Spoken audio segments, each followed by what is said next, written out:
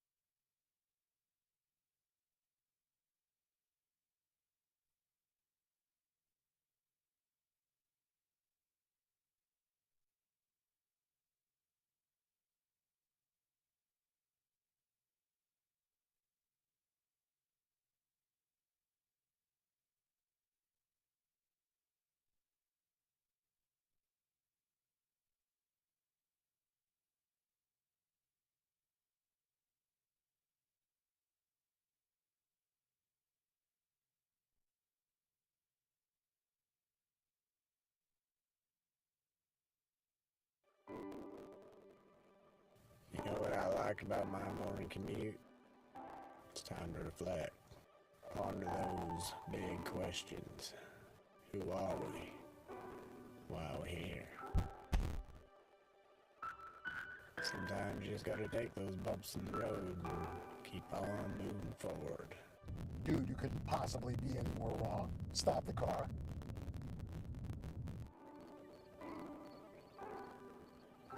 That's deep. Like me. I can respect that. Dude, it's a pothole. I could report it to Hillsborough County right now as a customer service request. Just choose your service and select the issue. Your browser pinpoints the problem, and you can add any important information and even take a picture.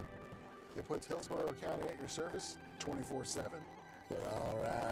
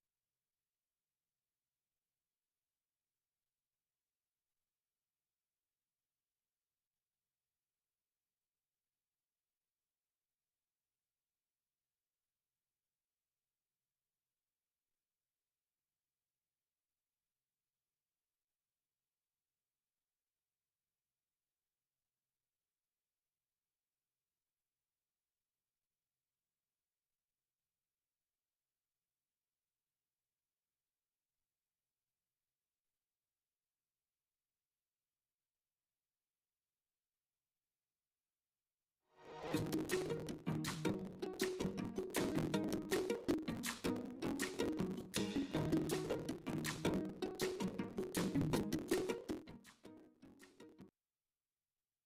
meeting of the Hillsborough Transportation Planning Organization TPO Policy Committee for Wednesday, April 13th, 2022. And we'll call the meeting to order and start with the Pledge of Allegiance. I pledge allegiance to the flag of the United States of America and to the republic for which it stands, one nation, under God, indivisible, with liberty and justice for all. And at this time, if we could do a roll call. Commissioner Kemp, Here. Commissioner Cohen, Here. Commissioner Smith, Here. Councilman Maniscalco. Here. Commissioner Overman, Here. okay. And I'd like to also welcome Cody Powell and Councilman Cicho from members of our board to the policy meeting. Chair, if you would please call for a consent vote for remote participation at this time. Thank you for the reminder. And if we could, So moved. okay, we have a motion and a second. Who made the second? Okay, thank you. And with that, can we just do instead of a roll call vote, all those in favor? Aye. Any objection? Any objections? Okay, and with that, we'll do approval of the minutes. Second. Okay, we have a motion by Councilman Maniscalco and seconded by Commissioner Cohen. And with that, all in favor, please say aye. Aye. Any objections? Okay, seeing no objections. And at this time, I see we have public comment, and I know of one speaker at this time. So I'll call, and each speaker has 3 minutes. Rick Fernandez. Good morning, Chair. Can you hear me all right? Yes, we can hear you. All right. Good morning to you and to the board. For the record, I'm Rick Fernandez. I think most of you, if not all, know me out of Tampa Heights. I'm here to speak to you today briefly. I'm sure you'll be happy to hear. On your status reports item number 7 on your agenda, the UPWP. We had a presentation on this at the CAC meeting last week. You're going to see a PowerPoint presentation by Ms. Simmons later in your meeting, I think towards the end, and PowerPoint 14 out of 18 of your slides is TPO recommended project list. The title, the caption on that slide is Other Projects Contingent on Funding. And hidden away in there at bullet point number 2 is something that's been called I-275 Conversion Study, Phase 1.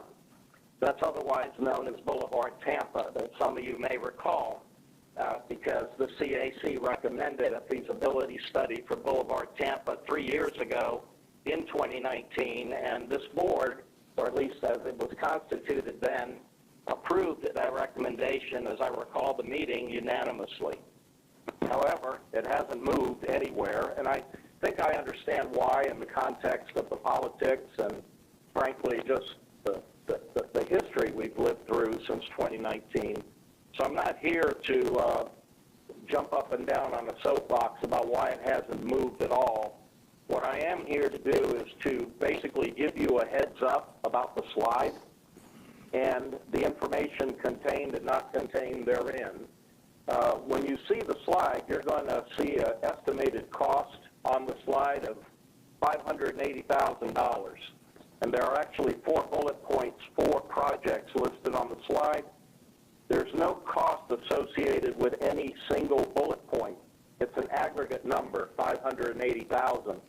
And we were told at the CAC that $580,000 relates to the known costs of some of the projects.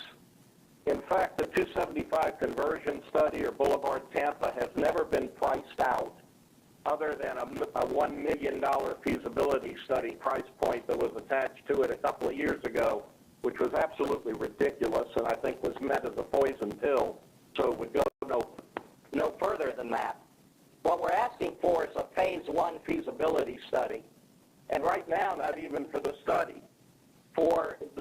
to be priced out at a reasonable number, probably something under $150,000, and that it be defined so that we have a cost. Through Midtown and downtown, reducing congestion in those areas, and improving pedestrian and bicyclist safety in Midtown and downtown.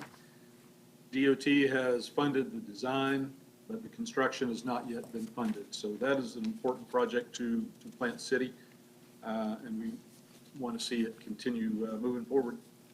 Similarly, we have the Park Road and Coronet Road intersection. This is part of the same truck bypass system associated with Park Road. The benefits are pretty much the same, and the status is about the same. DOT has funded design, and we will soon be looking to fund construction. Aside from that, we've got 2 sidewalk improvement projects, one around the Tomlin Middle School and one around the Marshall Middle School area. Both of these help students get to school safely, home and to school, and improve access to some of the local parks in the area also. Lastly, I want to discuss briefly the widening of Rice Road from Coronet Road to South County Line. There's an existing alignment there, and that would be an important part of improving commercial development and truck traffic through that part of the county, and quick access to I-4 from County Line Road. That's a brief summary of our top projects. If you have any questions, I'd be happy to tell you what I can.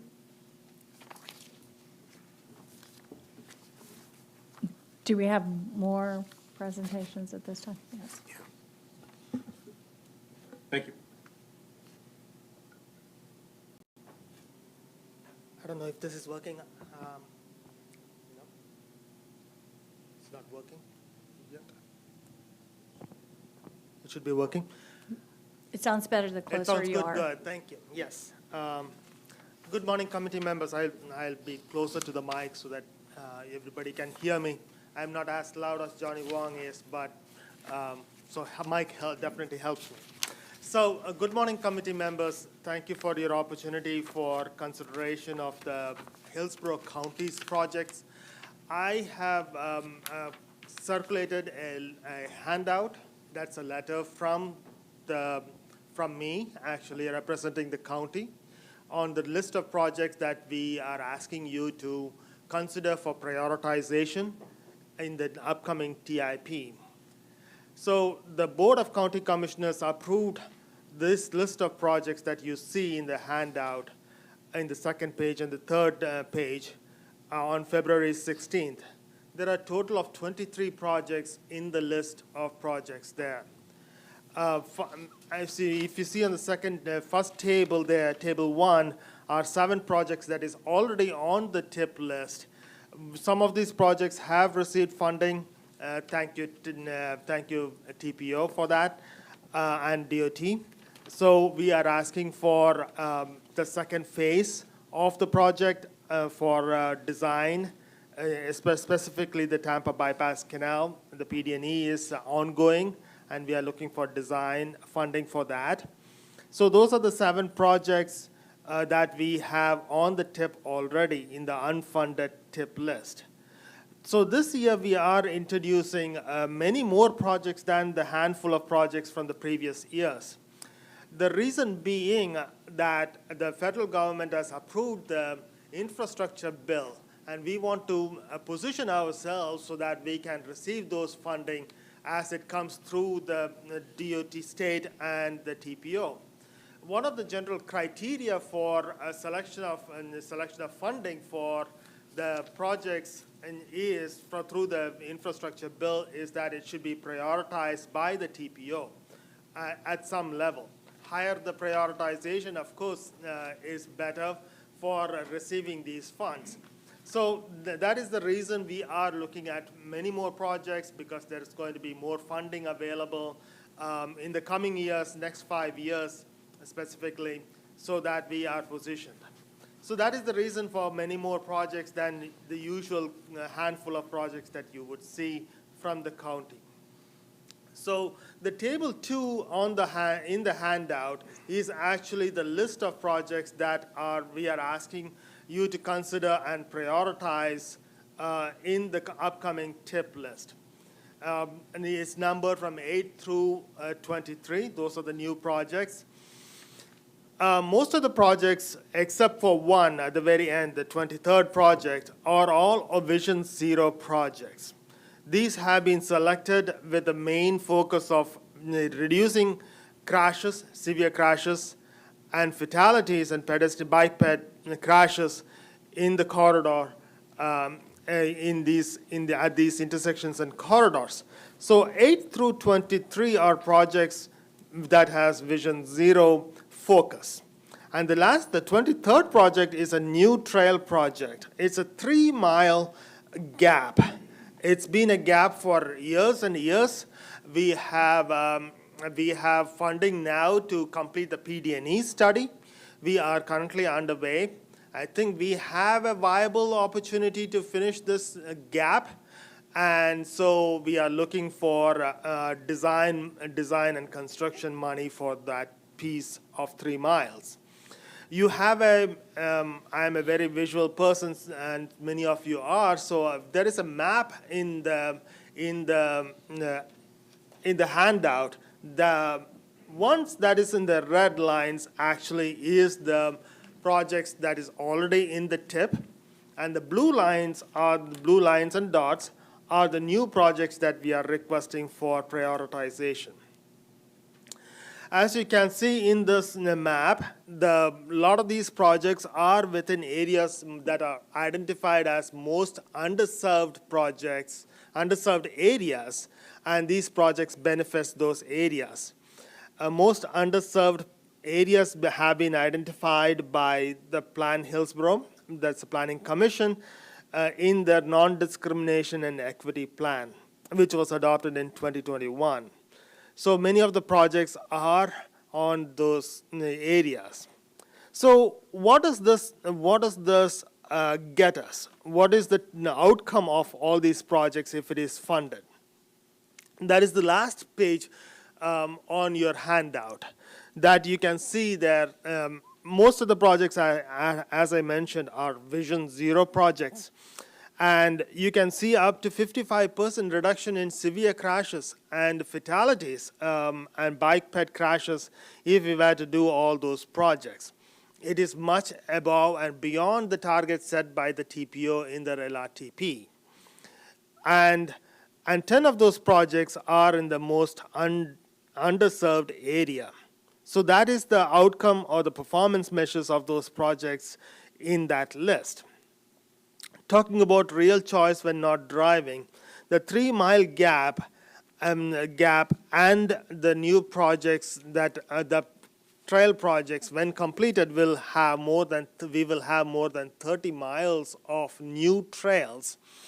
The 3-mile gap is actually, it gives you much more of a continuous trail all the way from town and country area all the way to Spring Hill in Hernando County. So it will be a continuous trail, miles and miles of continuous trail, that 3-mile gap if we were to finish it.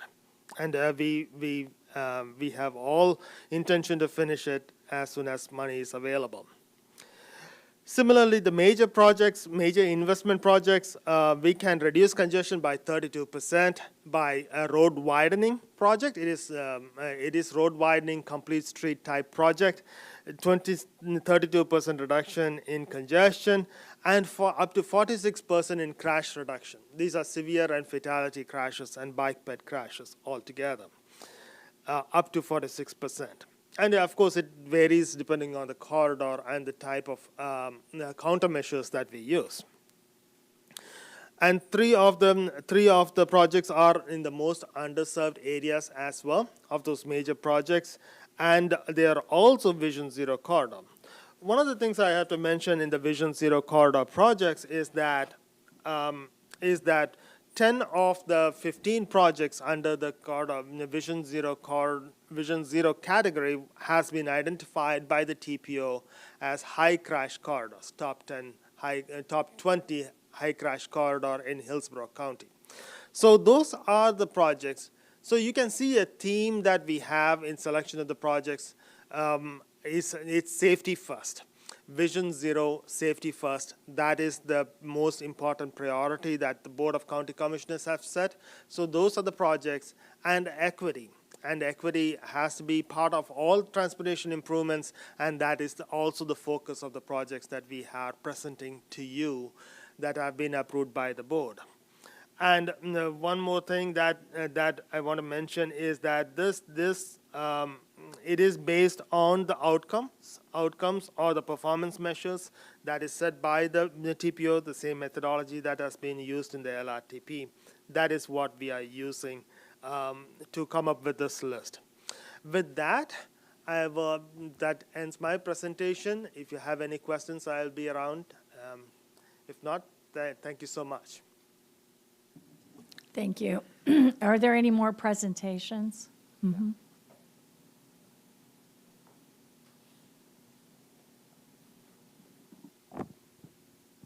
Good morning. My name is Danny Jorgensen. I'm from the city of Tampa. Thank you so much for hearing our priorities today. We have many. So I'll start with the state of good repair. So we have 2 movable bridges on our list. We have Broreen and Cass. They are in desperate need of repair. We need about $20 million for both. There are corroded steel members on the bridge. However, it's not quite on the list for federal funding, so we're in an in-between spot where we do need funding. We've also listed the Bermuda Boulevard seawall project. Our infrastructure is crumbling, and so we humbly ask you for that to be prioritized. That is in the Palmetto Beach area. Then we also have some safety and Vision Zero projects.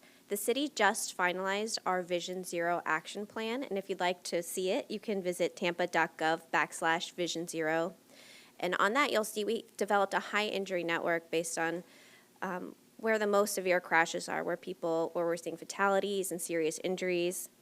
On 24% of our roads, we've seen 73% of fatalities. So the problem is solvable. So we have Inner Bay Boulevard, Lois Avenue from Cleveland to Boy Scout, Habana Avenue, McDill, and then we've also listed some critical corridors in other agencies, such as Hillsborough County. We need West Shore Boulevard. They recently completed a PD&E study from Kennedy to Boy Scout. And then on Boy Scout Boulevard at Manhattan, that's an FDOT project. That's an FDOT intersection, but signalization is very much needed there. And under smart cities, we have electric vehicle charging stations, downtown signal replacements, and then many other signals that are needed to be replaced or given that smart technology, like Lois and Beta Bay is a good example. Real choices when not driving. So Ashley Drive from Tyler to Laurel is a great project that we've been working on. We've developed a concept for that.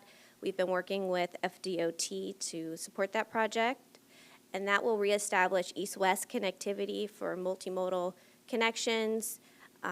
So that's been severed a long time ago, and it will actually bring Ashley Drive down to grade sooner, so people will be able to cross the street more easily.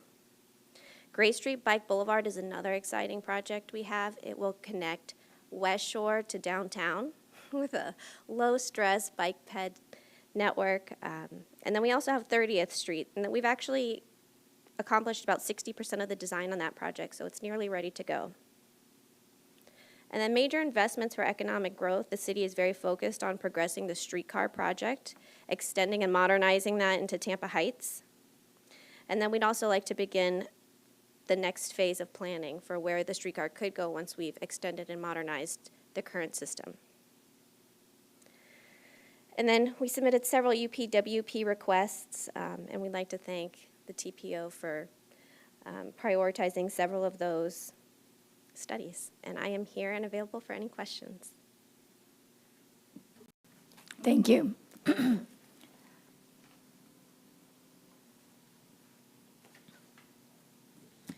Morning. Excuse me. I'm Brian McCarthy. I'm from the city of Temple Terrace. And on our tip request, we have 5 projects. 4 of the 5 are corridors that would involve DOT and the county, as they're the ones that would be maintaining those roadways. But all 5 of our projects are more about the real choices when not driving. As you heard earlier, the Tampa Bay Bypass Canal is a priority for the city as well. The Bullard Parkway, Temple Terrace, Highway, Complete Streets. The county is currently helping the city with performing some traffic studies for pedestrian counts and a speed data collection for us. The Davis Road Safety Enhancements is another county roadway that the city is asking for sidewalk and bicycle improvements on. The Fowler Avenue golf cart crossing, we requested the TPO to do a study back in 2019, and that's where it currently stands. We're just requesting funding for the PD&E aspect of that project. It'll basically help connect the northern part of the city to the central and south by crossing a major roadway. And then the last project is a Whiteway bridge trail over the Hillsborough River, and that'll basically just help, again, look at another trail aspect for us to tie in the west and eastern sides of the city. And I'll be available for any questions should you have any. Thank you. Thank you. Good morning. I'm Brian Passaro with T-BARTA. We just have one request. It's a request for $200,000 for our regional van pool program. We would use this funding to subsidize Hillsborough Van Pools in the regional van pool program. Right now, we stand at 167 van pools. Of that 167, 155 have origins or destinations within Hillsborough County. These are long-distance commuters. The average round-trip distance of our vans is about 65 miles. Some of the major employers within Hillsborough County that our van pools are going to include MacDill Air Force Base, James A. Haley VA Hospital, the Transportation Security Administration out at the airport. We also have some Hillsborough van pools that go outside of Hillsborough to other counties. For example, we have a number that are going to Bay Pines VA over in Pinellas, one that's going out to the NOAA Aircraft Center in Polk County, and one to the Coast Guard Station in downtown St. Pete. Van poolers, they're groups of commuters that come together and they lease a van pool. In our case, it's through Enterprise. The driver is not a paid driver. The driver is actually one of the passengers, so they split the monthly cost. The monthly cost, that does include all of the maintenance and all of the insurance, and we provide each van pool a $400 monthly subsidy to help offset the costs. And so what we're asking for is for funding to help subsidize van pools with origins or destinations within Hillsborough County. Thanks.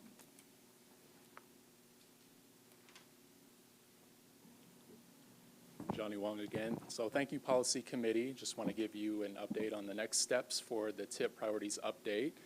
As I mentioned earlier, we've already collected these lists from each of the jurisdictions, and my team is well underway performing the evaluation. So we estimate that we'll have the ranking done within a matter of a couple weeks. At the Policy Committee's May meeting, we hope to share a preliminary draft of the list in the TIP document.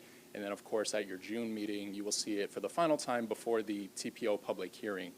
Our next steps will be to, again, finalize that priority list draft for your review and then complete an equity analysis. And then that's what we'll be bringing to you in May. So all of the jurisdictions have had a chance to share their projects with you. And at this time, we'd love to have your reactions to those projects and any feedback you'd like to give to us. So I'll turn it over to you. And if you have specific questions for any of the jurisdiction staff, feel free to just call them up by jurisdiction or name. Okay, thank you. And with that, Commissioner Overman. I have one question. When you come back in May, I'd love to see a analysis of any of these projects that would be subject to or eligible for the investment infrastructure bill dollars, and a financial comparison to what would be required at a localized level versus what would be potentially eligible on a grant application level. Okay, thank you. Thank you. Are there other questions? So I'm just very happy to see the Upper Tampa Bay Trail finally has come back again and is picking up steam after a dormant decade or so. That'll be great. And with that, I guess we will move on to our action items. The TPO appointment plan draft. Good morning. Good morning. My name is Elizabeth Watkins. I'm with the TPO staff and here this morning to present some information to you about the TPO membership apportionment plan. As you may remember from last month's meeting, the timing of this is due to the 2020 census. Every 10 years, MPOs in Florida reevaluate their TPO board membership and also go through the redesignation process. Next slide, please. So in March, we discussed 3 possible voting scenarios for the TPO board.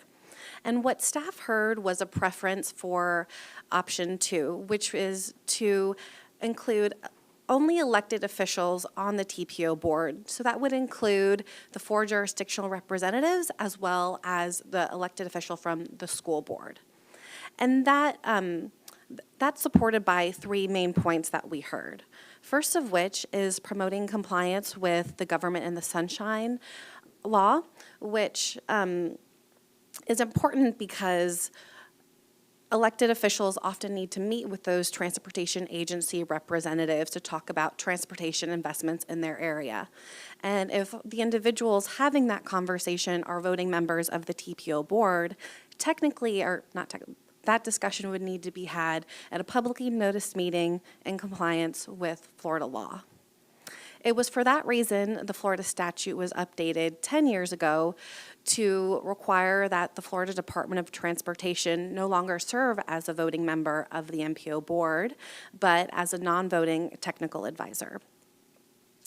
The second point to support that scenario is the proportion of elected officials making decisions on behalf of the board. So we did some research and looked at the largest MPOs in Florida and found that Hillsborough County is a bit of an outlier. So 63% of the votes for the TPO board come from elected officials, while looking at the other 17 large MPOs, 14 out of 17 had 90% representation or higher. And the last point to be considered in this scenario was the population changes. The 2020 census showed that 70% of the population in Hillsborough County resides in the unincorporated county, so we made a tweak to reflect that in the voting membership of the TPO board. Next slide, please. So here is just a visual representation of what that scenario could look like. So the 2 main changes that you'll notice here are the technical advisors, so those agency officials or those appointed representatives would serve as non-voting technical advisors to the TPO board, which is still an incredibly important function as they sit around the board and offer that professional expertise and technical knowledge to the board in real time as the board is making its decision. The second notable change is you'll notice in Hillsborough County proposing 7 votes, which is an increase from the 5 current votes. And again, that's just to be representative of the population in the county as it stands today. So I'll pause there and see any reactions or feedback to this proposed scenario. Do we have any comments, questions? I just have two comments. I'm of decidedly mixed feelings about this. I see the arguments on different sides. I did read in the backup something that caught my attention that I want to say, though. I'm going to use the Port Authority as the example here, but I serve as a commissioner. I also serve as a member of the Port Authority Board.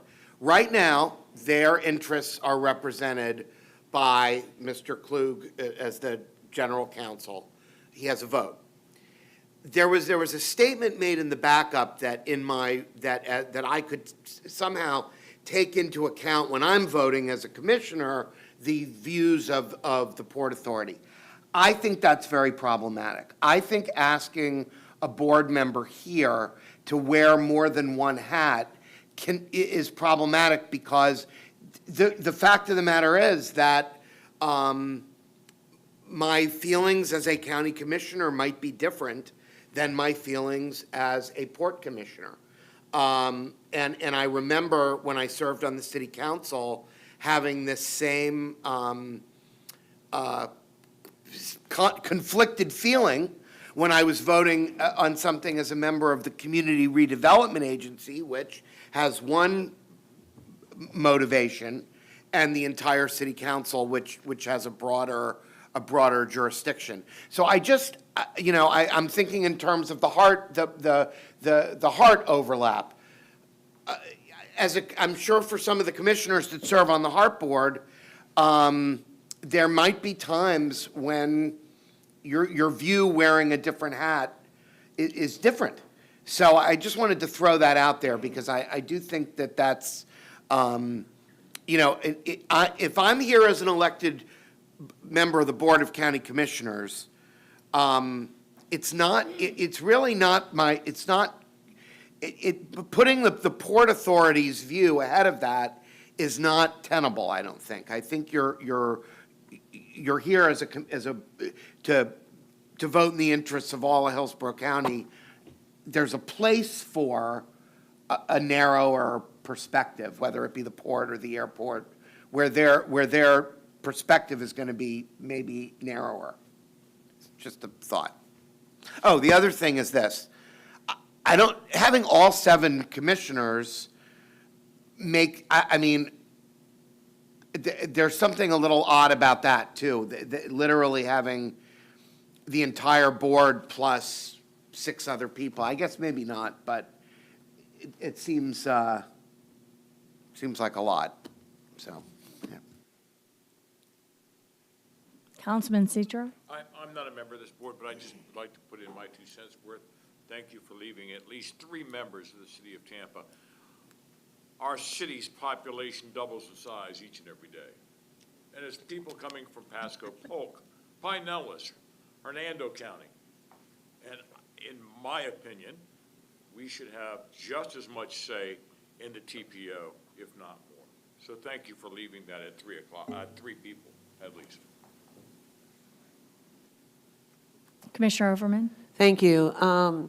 And I do recognize it's difficult when you're a county commissioner that you wear multiple hats.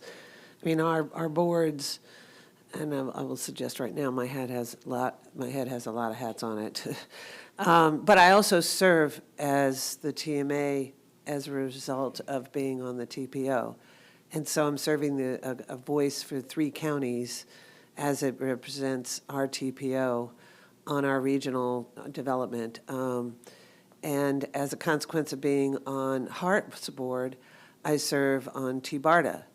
So commissioners in general at the county level are constantly challenged with having to balance the representation of which you serve based on the boards that you serve. But I think that's even more important if we find ourselves in a situation where, for example, the previous or the current board members that have a vote, for example, Thea and the Port, and Hart CEO, which I'm a little challenged by having that person be not a board member. They're not elected, but they are running an agency that's part of our transportation system, not have a vote. So I think it's incredibly important that the commissioner that is a representative of Hart on this board, recognize that they carry that voice in the event that the CEO of Hart or the CEO of the Port, is not able to actually vote. My concern about those technical advisors that are not given a vote is that they won't show up. And that concerns me. When you don't have to be there to vote, or you don't have to be there to be a part of a quorum, as we've all discovered, getting a quorum sometimes is really difficult. It's been exceedingly difficult in the last 2 years, but in general, making sure we have a vote here and we have the quorum to vote, then becomes more the responsibility of the elected officials that are representing multiple purposes. So I think if in the description, and when commissioners, as well as the city of Tampa, appoint their representation on the TPO, that there is an understanding that you're wearing multiple hats based on your multiple roles. My concern, if we were to not have 7, is, for example, we might not have the technical advisor voting role by a board member. So if we have all 7 commissioners, for example, at the county level on there, we don't lose the voice of, say, for example, Hart, if Hart isn't one of our board members or isn't on one of the boards. For example, you're not on the Hart board now, but aviation would be a good example. And those voices are incredibly important. So it then becomes incumbent that the commissioners come with both those voices and make the representation as best they are able. Disclosure is, I'm wearing this hat when I say this, which I frequently will do in different scenarios. So I do recognize it's going to be a challenge. But as a county-wide commissioner, I face that every day, because I'm representing 4 districts in addition to a county-wide community. So I'll stop there. Well, I think your point is a very valid one about the 7. I think that makes a lot of sense. But I still think, I think your example, when you sit on T-BARTA as the Hart representative, you're there representing Hart. You're there voting with Hart in mind, I would think. I think serving more than one master in these types of situations can be dicey I can see votes coming up where the port is going to have a different position based on their business function than I necessarily would looking at it broadly as a county commissioner. And I just think I think we should recognize that if we go in this direction, that might be challenging for some of us at different times. Chair Kent? Yes. Commissioner Smith. Thank you. To me, and very good discussion, but to me, the point historically of establishing a metropolitan planning organization, the MPOs, as they were originally conceived, was to have local community eyes on and voice in the expenditure of our federal funds and matching funds for our transportation projects. That purpose is best served, I think, by the elected officials who are accountable directly to the citizens of the counties and the cities who were elected to represent their interests and who are accountable to them, of course, at every election. The point of an MPO is not, as I understand it, to have an organization where every stakeholder has a voice and a vote on the priorities and expenditures of grant dollars in our transportation plans. That in that case, if it were, we would have to be having industry representatives, development industry representatives, as well as maybe, I don't know, homeowners associations and everybody involved in where we should spend dollars on our transportation plan.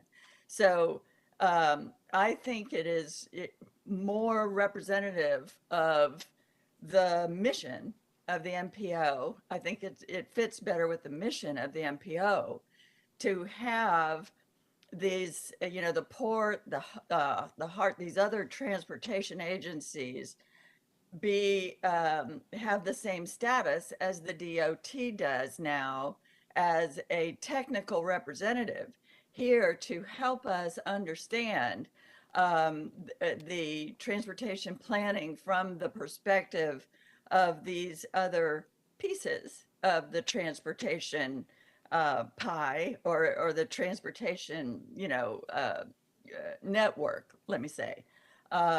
But not necessarily to vote representing the citizens, precisely because they do have a special interest. They are more of a stakeholder than a representative of of the citizens. The MPOs were created because transportation dollars were spent in ways that greatly impacted the residents. Case in point, our interstates running through neighborhoods and breaking up neighborhoods of disadvantaged, marginalized, minority communities. And so us as elected officials, we sit here to ensure that our citizens are represented in the expenditure of state and federal funds in our transportation plans. The CEOs of the airport and the port and the HART even have a more of a special interest and are more of are if they are allowed to have a vote. So I think their proper role is to inform us from their professional perspective of how their pieces of the transportation network fit in as we're discussing our overall transportation plan. So that's what I like about this. This puts everybody in their right lane and gives the voice to the people. As I say, it's if we were to, what I heard Commissioner Cohen's point, well taken, was that a commissioner has a hard time representing, say, the port's interest. But I don't see that as our role here. I see it as representing the citizens and the port CEO being here to speak up and inform us of their point of view. But at the end of the discussion, the vote should rest with the elected officials, and that's what I like about this. The fact that Hillsborough County is 70% of our county's population, and the city residents are 30% of our city of Tampa, are 30% of our population, makes this representation very democratic.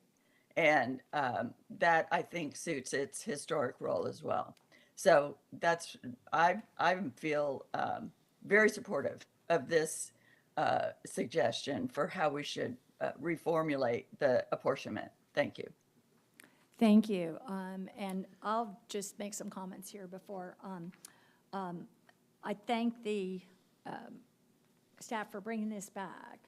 I am very supportive of this, of rethinking the way we are now. As Commissioner Smith pointed out, but I've pointed out many times before, in the 1980s, TPOs, MPOs, were designated by the federal government because it was a national outrage that major roads, interstates, the money was used. Apparently, it wasn't even conceived by President Eisenhower when they started the interstate system, that they were going to plow through the center of cities with interstates and massive roads and target, which they did, what we now call communities of concern, disadvantaged, marginalized communities. That's exactly in Hillsborough County, in Tampa. That is exactly where the interstates went. Those are the communities, the fabric of communities that were broken apart. The the MPOs were done in direct response to that, to give communities voices in how these decisions are being made. I feel as though I'm representing that when I'm here. As the staff pointed out, and I hadn't seen that before, I'm representing that voice, that perspective, and need to be thinking about how it impacts as a whole, as an elected representative, and I'm accountable. And I think that is extraordinarily important for board members of this board to be accountable to the public. That's what this was set up for. As noted by the staff, and I think that's really interesting, 14 of the 17 TPOs, MPOs in the state of Florida, 14 of them have more than 90% representation by elected officials.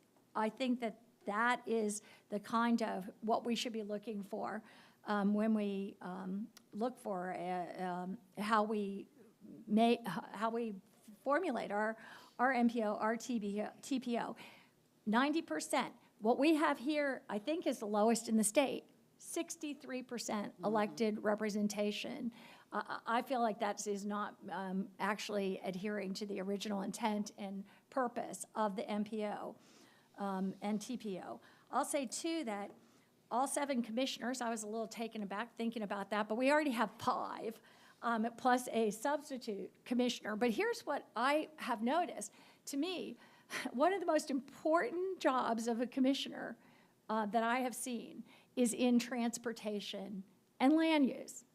But transportation is never a part of our commission agenda because it's done here separately.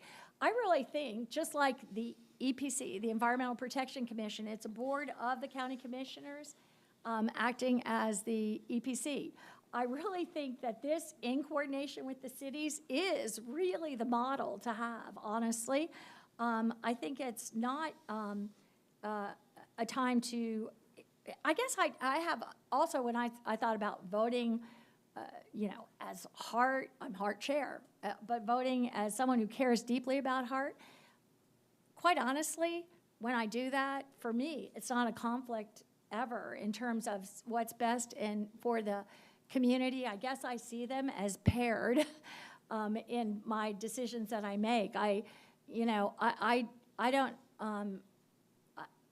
have that. Maybe someday I'll have some conflict like that. I guess I just don't have it as a struggle to make. Not that there isn't valid thoughts about it, but I also think that if that struggle would come, that it's really the citizen representation that that trumps definitely.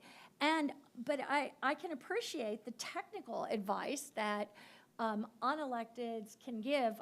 I just want to check, because Commissioner Overman talked about the quorum, but those who don't have a vote, they don't count as necessarily. The quorum is a voting quorum that we have to, right? And when people have issues, when the port, the airport, others have issues that they want us to hear, we will hear it, and we can have presentations, we do. And I think that that's very valuable to understand how, in a transportation context, those different, parts of our community, the airport, the port, Hart, we'll hear from them, I'm sure, we should, and I'm glad to have them here for when policies or discussions intersect with the interests that they have. But I really think we're here for the big picture, the common general interest, and I hope that most of the time those intersect with the interests of those organizations. May not always, but or may not always in our perception or opinions do that. But and I also think it is awkward and strange to have our government in the sunshine, the issues with that prohibit us from, contacting or dealing with who's ever on the board. And the other strange thing is the difference between having a staff member representing or a board member from another organization. We're not, and that those are unelected board members. I just think that there's a rife, a huge number of reasons to look at the reorganization and rethinking the TPO. Commissioner Overman. Thank you, and I hear you loud and clear. My observation, however, is just made possible by the presentation we had this morning. HART is part of our transportation plan. It's part of our network. And in a lot of metropolitan planning organizations, the county actually runs the transit agency or is one and the same. HART is a separate agency. It's core to our transportation plan. We have a roundtable discussion on our TIP priorities, and there's no mention of the list of transit investments that need to be added to our presentation this morning. So we've totally, left them out of the table. And that may come later. They were invited. Okay, they were invited, but that's my point. Because if all of the board members actually also, represent some representation at our transit agency, it's incumbent on the Board of County Commissioners as well as the city, because it's related and they have a position on that as well, to represent that HART was not represented here today. And my concern about not showing up is important to recognize that that's a concern. If HART didn't, as board, didn't say, we have a deadline to present our TIP presentation at the TPO, MPO meeting, on today's date, and they didn't show up, it's incumbent on the representative on that board to bring that to their attention. But I do believe that I think that was one of the reasons why HART made the decision as a board to have the CEO represented on the MPO. And if that means that they don't have a vote at the table, it means a core element of our transportation plan, long-range transportation plan, doesn't have a vote at the table when identifying priorities. So it then becomes incumbent on the commissioners to do so. So when you say you wear two hats, I actually am wearing that hat too, because I'm vice chair of HART now, thank you, HART board. But I recognize they're not here today. And so I guess if we take this structure, which I'm not opposed to by any stretch, okay, I'm not suggesting I am. I do believe that it's incumbent that the Board of County Commission is fully represented in our transportation plan. So it is embedded in our conversation, not only here, but also at the BOCC level. So it's part of our role. But I do believe that it's important to recognize that transit is absolutely a core element of our transportation plan. So we don't elect our CEO, but we do elect our board members that serve on it. So I was just trying to reconcile how we do that when it's critically important that if we're going to be talking about how we invest resources or recommend funding from the state and federal level, that they be at the table and part of a regular presentation when we identify priorities. So I recognize that they were invited, and it's frustrating to see that it didn't show. So thank you very much.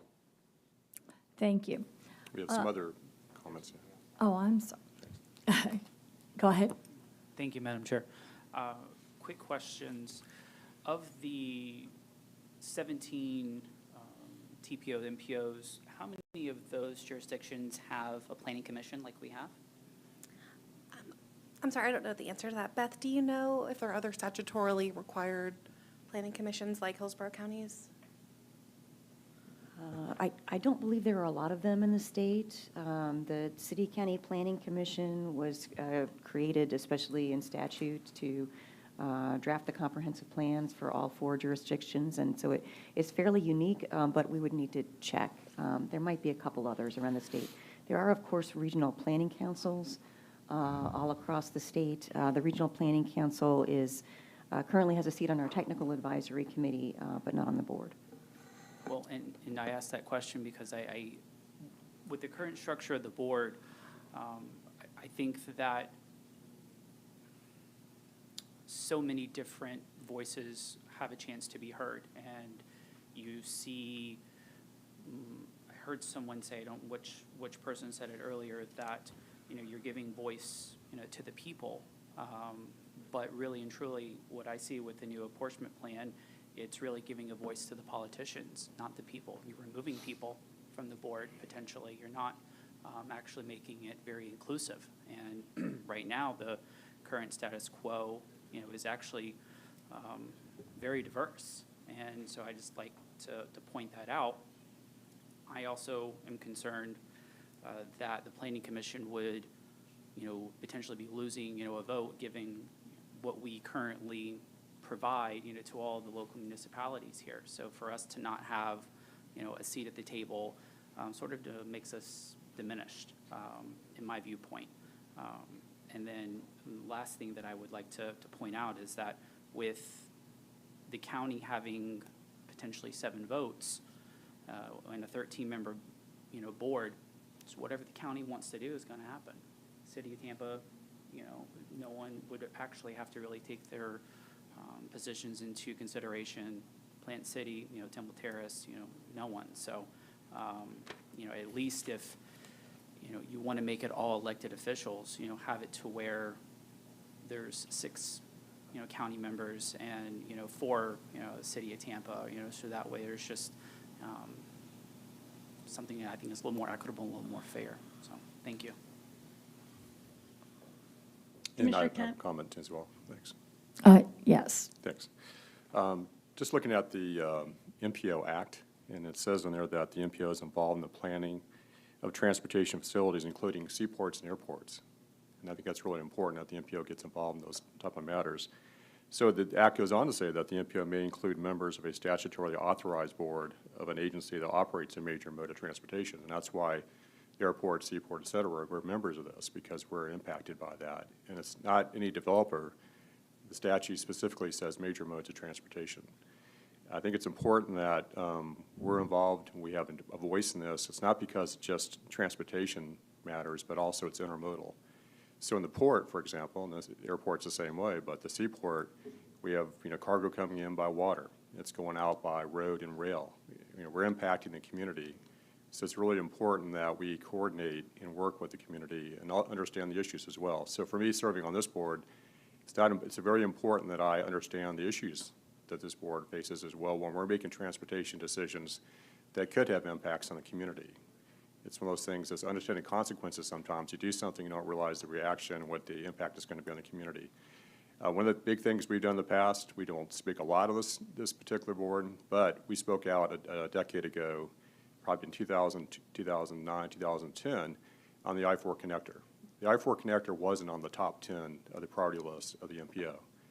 Our poor board, our representative, put that, number one. That was a shovel-ready project. It had been on the books since 1990. It got built. It took traffic out of downtown Ybor City. We had trucks running into the Columbia restaurant. You know, that doesn't happen anymore. That's the importance of having the Mpo include representatives such as the airport and the seaport. So I just want to say I think it's good for us to be here so we can help understand the decisions on bike paths and jogging trails and things like that don't directly impact us, but we can make decisions when we're doing things. Impacts on cargo with rail. We're looking at transit using existing rail. There may be some unintended consequences with that. We take away cargo, you know, off that rail, and that puts more trucks on the streets. I mean, these are this good, important decision-making process that we can be involved in. So I just want to say, just be careful and taking us off the board. Thanks. And I'll just say Ms. LeGrand is on her way. This wasn't on her calendar for whatever reasons. And just in response to a few things that were said, for one, we said politicians, but politicians have to go out and face the fire every 2 or 4 years, and they are representing people, and they're elected, because whatever they represented about what they're saying are, you know, people voted for that voice, and that's something that I think is extremely important. You know, a individual coming on without being elected doesn't have to face that, doesn't have to hear from the community, doesn't have to represent the community, and if they fail to represent the community, doesn't have to face the consequences of doing that, and people don't get to have that opportunity.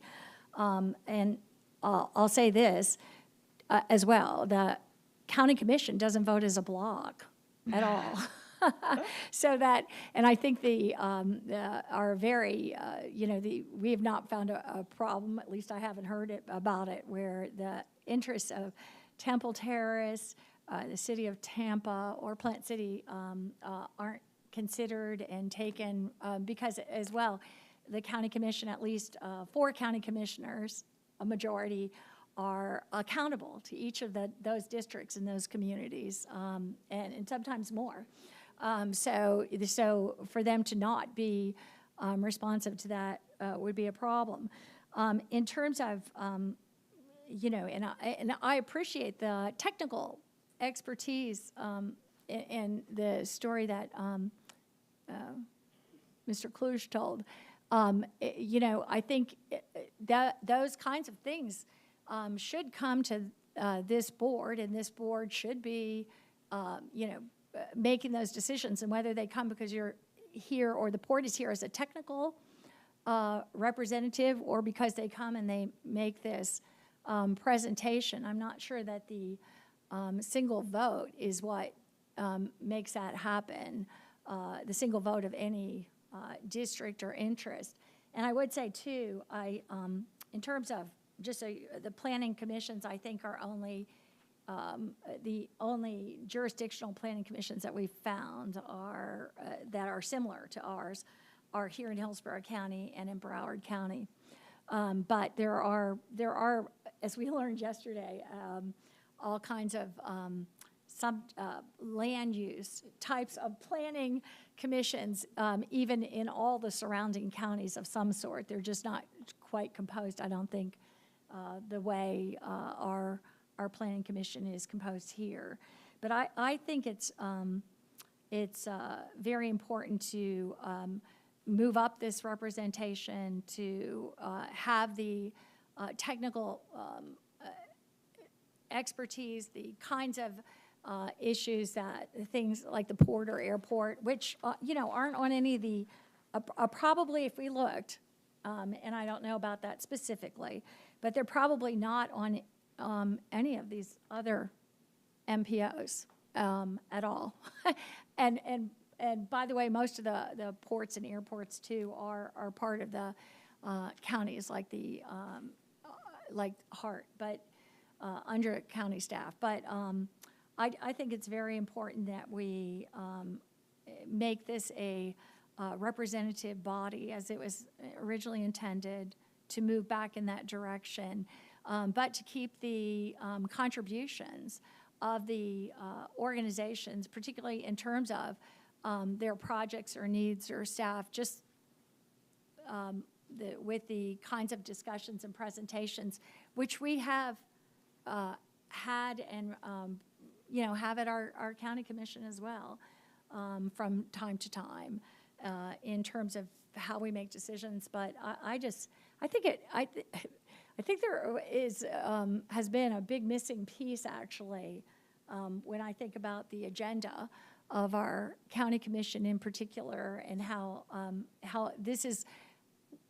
We all talk about this being affordable housing, transportation, the big issue, and yet it's not an integrated county discussion. And I think this would help it be, actually, to have the 7 commissioners and work towards that. I think that would make a lot of sense. But I'll just ask a quick question. This is under action items. And I'm assuming that you're looking for direction based on the 3 alternatives that are represented in the backup. Could that slide come up? Do we have that slide? That's the consolidated presentation of the 3 choices that were represented in the backup? My systems aren't able to locate the backup right now. It's one of the choices. Okay. Yeah, so these were the 3 scenarios that we looked at last month. The first scenario retained voting seats for appointed officials. So for example, the Planning Commission member is appointed. If the Hart Board were to be represented by an appointed member of the Hart Board, that person could also have a vote. Scenario 2 was just elected officials, and then scenario 3 did not include a voting seat for the school board. Scenario 3 would just have a technical advisor seat for the school district. We're looking for direction from this committee on the next step. So the next step that we would propose would be to bring this recommendation of scenario 2 to all of the TPO advisory committees and get their feedback, and then bring it to the board next month. If the board were to approve the draft apportionment plan, it would then be presented to all 4 local governments to seek their approval. If all 4 local governments approve it, then it's submitted to the governor, and the governor also has to approve it.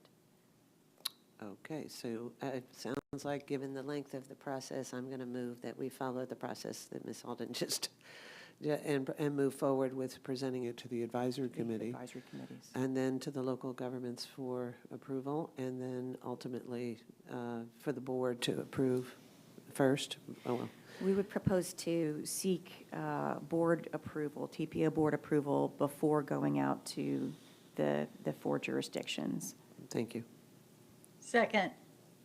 So we'll have a crack at this as the full DPO board after the technical advisory committees weigh in on it. Exactly. Got it. Exactly.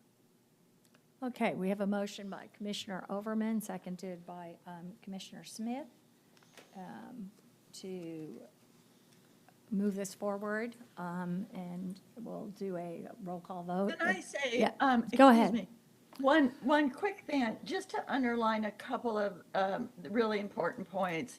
The county commissioners are also elected by people in the city of Tampa, people in the city of Temple Terrace, people in the city of Plant City. And we have, as was noted, 5 of the 7 county commissioners with the city interests in our representation, and 1 each has Temple Terrace and Plant City in their district as well. So if anything, they adding county commissioners will add a little bit extra weight to the city constituents' voice.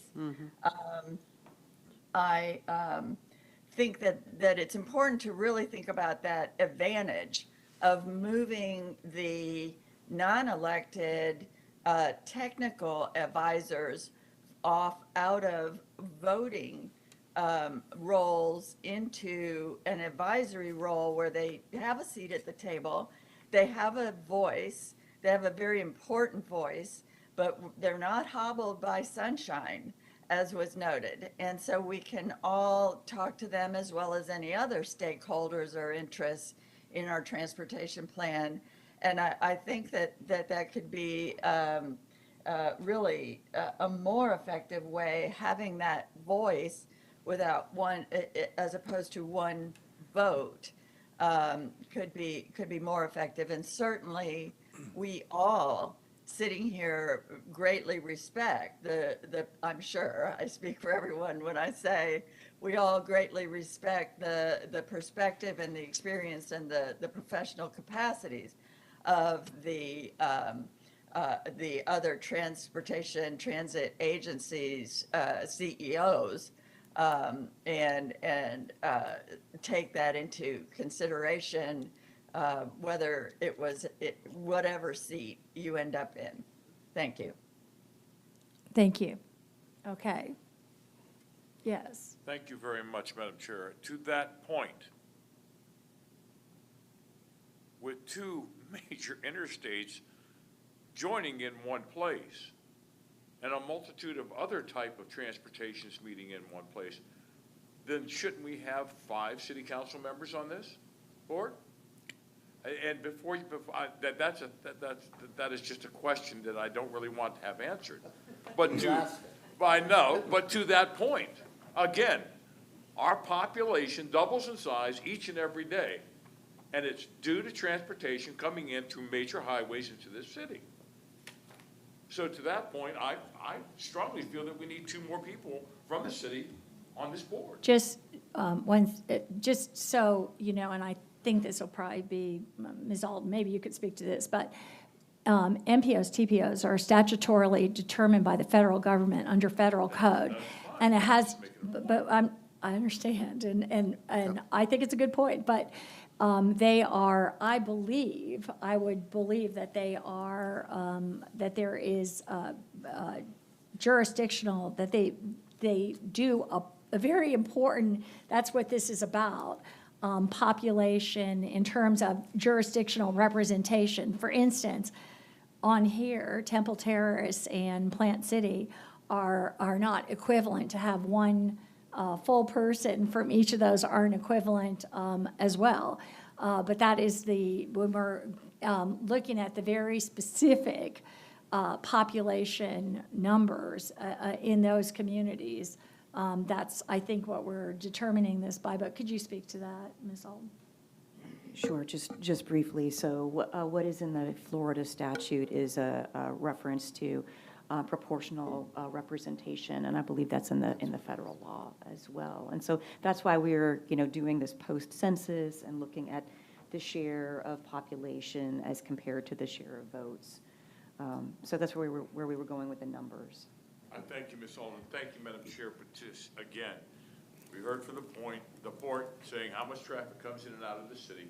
We look each and every day at the traffic that comes in and out of this city. We're looking at major highways, apexing in this city. I just feel the city needs a lot more representation on this board. Thank you, Ms. Alden. Thank you, Madam Chair. Councilman Citro, you make an excellent point, but just in case it wasn't clear, actually 3 for the city and 7 for the county, it still doesn't bring you to the parity of population. If we had 8 county commissioners, the 8th county commissioner would be on in order to actually bring it to parity. And I want to reiterate Commissioner Smith's earlier point because it's so important. Half my district is the city of Tampa.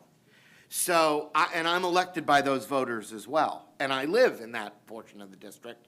So there is, where there isn't overlap, maybe going the other direction, there is in terms of the fact that the county commissioners also represent not just the city of Tampa, but the city of Plant City and Temple Terrace. Not to be argumentative, if I may, Madam Chair. Okay, well, just after this, maybe we can end this conversation, because I think we've heard. You have 2 hats. I only have one, and that's the city of Tampa. Okay, yes, I think we can bring this to a vote. Thank you, Madam Chair. Sure. And seeing no further discussion, if we could please do a roll call vote. Commissioner Kemp? Yes. Commissioner Cohen? Yes. Commissioner Smith? Yes. Yes. Councilman Maniscalco? Commissioner Overman? Yes. Charles Klug? No. The motion passes 5-1. Thank you.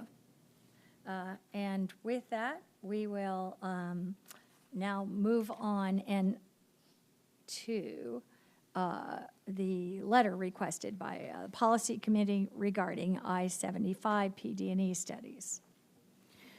Thank you, Madam Chair. We had a presentation last month from the Department of Transportation about the proposal to add managed lanes, 4 of them in the median of I-75 through most of Hillsborough County, and you asked me to bring back a letter for your consideration.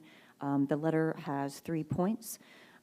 One is that we support lane management strategies that incentivize high occupancy vehicles, alternative fuels, and transit and facilitate emergency response, evacuations, and safer movement of freight, but that we have concerns about adding new tolls in an interstate highway corridor that has been supported with public dollars. The second point is requesting that property owners and any tenants of those properties that may be acquired for this project be notified by mail prior to finalizing this PD&E study. And the third is asking for more information about the decision-making process for where the noise walls are proposed. There are a number of noise walls proposed next to residential areas to shelter those areas, but there are some residential areas where there are not noise walls being proposed, and so we're asking for more information about the decision-making process. If you support this letter, it is also on the consent agenda for the board at 10. Okay, well, is there any action required by this board since it's going to be heard at 10 o'clock, or? It's on the consent agenda. It's on the at consent 10, agenda so- there. So is there any comment? Commissioner Overman. Thank you. Because of our experience with the issue associated with toll lanes and my motion last meeting, where I specifically indicated that that I wanted to make it very clear that toll options for our local roadways within Hillsborough County would not include a toll. The letter doesn't say that. The letter says, can you read that sentence? Because I'm unable at the moment to pull it up. So I had some question about the wording. I want to make sure it's exactly clear of what was approved at the policy committee last meeting. So the letter currently says the TPO has concerns about adding new tolls in an interstate highway corridor that has been supported with public dollars. We would appreciate the opportunity to be closely involved when the department begins drafting its lane management approach. Okay. Well, I would prefer that the TPO has to approve that approach prior to moving forward. I would love to have certain notification, because what we've found in the past is other words that are used. You know, managed lanes. There's a variety of terms that are used that mean toll to FDOT, but that don't necessarily mean other methods. And since toll seems to be the default, but not necessarily in the descriptions, I think it needs to be very clear that as approved at the last meeting, if I'm not mistaken, that regarding the TPO's position of basically prohibiting tolls without prior confirmation or decision point by the TPO would be required. And I'm not sure this says that. That's my only question. Is there a way to make it more clear? Because when we have had ambiguous language in the past, what we've had is a default to toll, and that's what I'm trying to avoid. Could I make a suggestion? Yes. What if we changed that sentence to say something like, the TPO requests to be notified of the proposed lane management approach before a design phase is proposed to be funded? I would accept that modification. Okay, is that Okay. acceptable to the rest of the committee? We just need to make sure that that's added to the draft for the 10 o'clock meeting. I agree. Is So that we'll- possible? We'll just need to pull it off the consent agenda, and I will read back that sentence. Thank you very much. Okay, so we better move more quickly here. And with that, do we have a motion and a second? So a motion to send the letter to the main board with the appropriate amendment, correct, or a revision? So Thank you. there's a motion by Second. Councilman, and seconded by Maniscalco and Smith, Commissioner Smith. Seeing no further discussion, if we could please have a roll call vote? Commissioner Kemp? Yes. Commissioner Cohen? Yes. Commissioner Smith? Yes. Councilman Maniscalco? Yes. Commissioner Overman? Yes. Charles Klug. The motion passes 6-0. Thank you.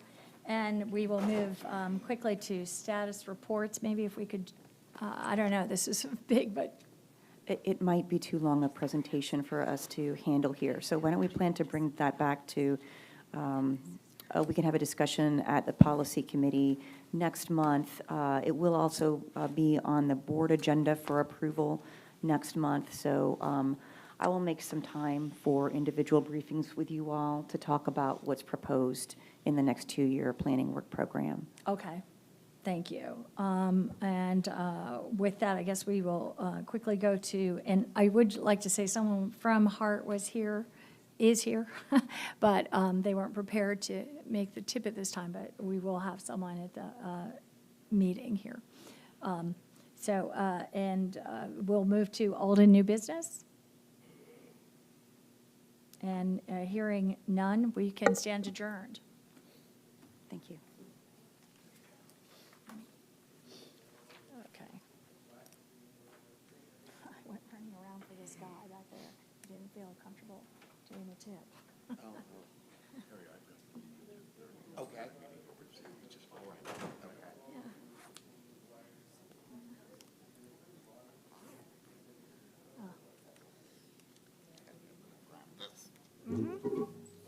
Oh, yeah, sorry.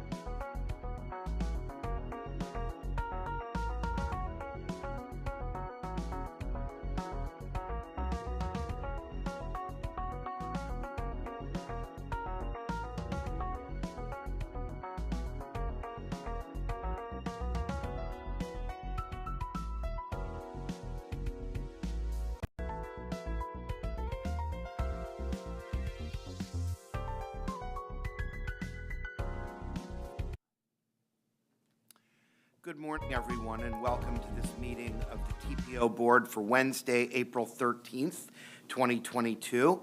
Please rise now for the Pledge of Allegiance.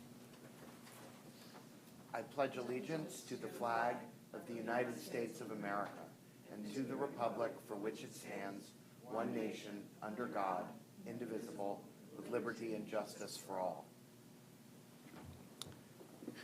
Can we have a roll call, please?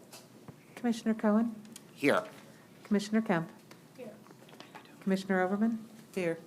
Commissioner Myers? Here. Commissioner Smith? Here. Councilman Maniscalco? Here. Councilman Citro? Here. Vice Mayor Donahue? Here. Commissioner Kilton? Gina Evans? Adelie LeGrand? Here. Greg Slater? Here. Charles Klug? Here. Planning Commissioner Powell? Here. And Board Member Vaughn. We do have an in-person quorum. Chair, please call for a consent vote for remote participation. Okay, can we please have a vote? So moved. Second. Okay, we have a motion from Commissioner Overman, seconded by Councilman Maniscalco. Let's just have a voice vote for remote member participation, please. All those in favor say aye. Aye. Opposed? Thank you. Can we have a motion for approval of the minutes of our March 9th meeting? Second. We have a motion from Councilman Maniscalco, seconded by Councilman Citro, and a voice vote for approval of that would be fine. All those in favor, please indicate by saying aye. Aye. Opposed? All right, we have public comment this morning, 30 minutes set aside with 3 minutes per speaker. Ms. Alden, do we have comment this morning? I believe Mr. Fernandez would like to speak. All right. Mr. Fernandez? Good morning. Good Chair. morning. Can you hear me all right? We can hear you. All right, well, off and running then with my 3 minutes. Rick Fernandez out of Tampa Heights. I incorporate my written comments by reference. They were submitted on Monday and are fairly extensive. Last month, Commissioner Smith commented that widening US 301 north of Fowler Avenue to a wildlife corridor would happen over her dead body. I smiled when hearing that and applauded in my own private way here at my den the passion behind that comment. And I agree with it, as did our CAC last week, by the way. You'll be hearing about that later, I suspect. I keep waiting and hoping to find a similar passion from members of this body related to highway widening through our human life corridors. This is the 5th month I have come to you, together with friends and neighbors, to oppose widening of the DTI, in particular, widening that results in the further intrusion of interstate retention walls along the interstate boundary with Tampa Heights on our eastern border. Public comment in opposition to this intrusion has been robust, as has been the response of your CAC, which has twice, once in January and again in March, recommended that the board take action to enjoin this intrusion. Despite all this activity on the resident side of the controversy, there has been no ameliorative action from the DOT, and so far, unfortunately, no signs of intervention from this body. Meanwhile, pile drivers do their work and 100-year-old houses vibrate. Yesterday, one of my neighbors texted asking why she could not find mention of Tampa Heights and the DTI on your agenda for today, and I had no good answer for her. US 301 is on your agenda, but Tampa Heights didn't make the cut, and I find that alarming. Perhaps the urgency of our situation and the role you have each played in it hasn't registered yet. Or perhaps you are hoping that DOT and the community will somehow find common ground without you having to intervene. Or perhaps maybe you're thinking we'll just go away and be quiet. To be clear, accountability has attached to all of you. Absent a complete change of agency culture, there's not likely to be a meeting of the minds between DOT and the community. And we're not going to go away before or after the election. There are powerful people in that room, but that power comes from your constituents And we have expectations that, quite frankly, and with all respect, are not being met. We citizens have done our work. It's your turn. We need your advocacy and representation now. The only thing that remains for me is, what do I tell my neighbors after this meeting? Good day. Thank you. Is there anyone else? Mr. Chair, we do have 3 more people who have asked to speak. I'm sorry, I don't have an email with their names. Could HTV possibly call their names? Yes, good morning. We have Nicole Perry on the line. Nicole, can you hear us? Yeah, I can hear you. Okay, go ahead. Can you hear me? Okay. All right, great. Hi, my name's Nicole Perry. I am also a resident neighbor of Rick Fernandez in Tampa Heights, and I was probably one of a few people that were a little bit surprised that there was no agenda item for what's currently happening to our urban neighborhoods. I just wanted to come on here and say that I, again, am against any widening of the highway that is resulting from, the movement of the barrier walls into our urban neighborhoods. And I also, I think I've shared my story many times. We live right at the downtown interchange, and, it's obviously clear why this issue would be, of great importance to our family. And whether or not, I just want to say, whether or not there's, an abundance of citizens calling in for these meetings really is not reflective of how citizens of Tampa feel about this issue. I've spoken to, I've been on the news about it, and from that, many residents of Tampa, from South Tampa, North Tampa, Weston Tampa, Carrollwood, have all spoken to me about how, they don't approve of what's going on in the urban core. They're against it. Everyone wants transit. That doesn't seem to ever be, prioritized. And I just think that the overall process it doesn't give confidence to the citizens that their needs are going to be heard when we, one, it's very taxing to get onto these meetings when you have a family or a job. And I think that is FDOT's goal, is just to wear citizens down and kind of be sneaky and then to start doing this. And I just think it's a travesty what's going on in Seminole Heights. And I am just still praying that you guys do the right thing for Tampa Heights and any other, urban core neighborhoods to put the citizens' requests first. So again, I am against any expansion, and I appreciate your time. Thank you very much. Robert Miley? Mr. Chair, Robert has not checked in. The next speaker would be Mauricio. Mauricio Rosas? Yes, this is Mauricio. Can you hear me? Yes, we can. Good morning. Okay. Good morning, Chair. Good morning, Board.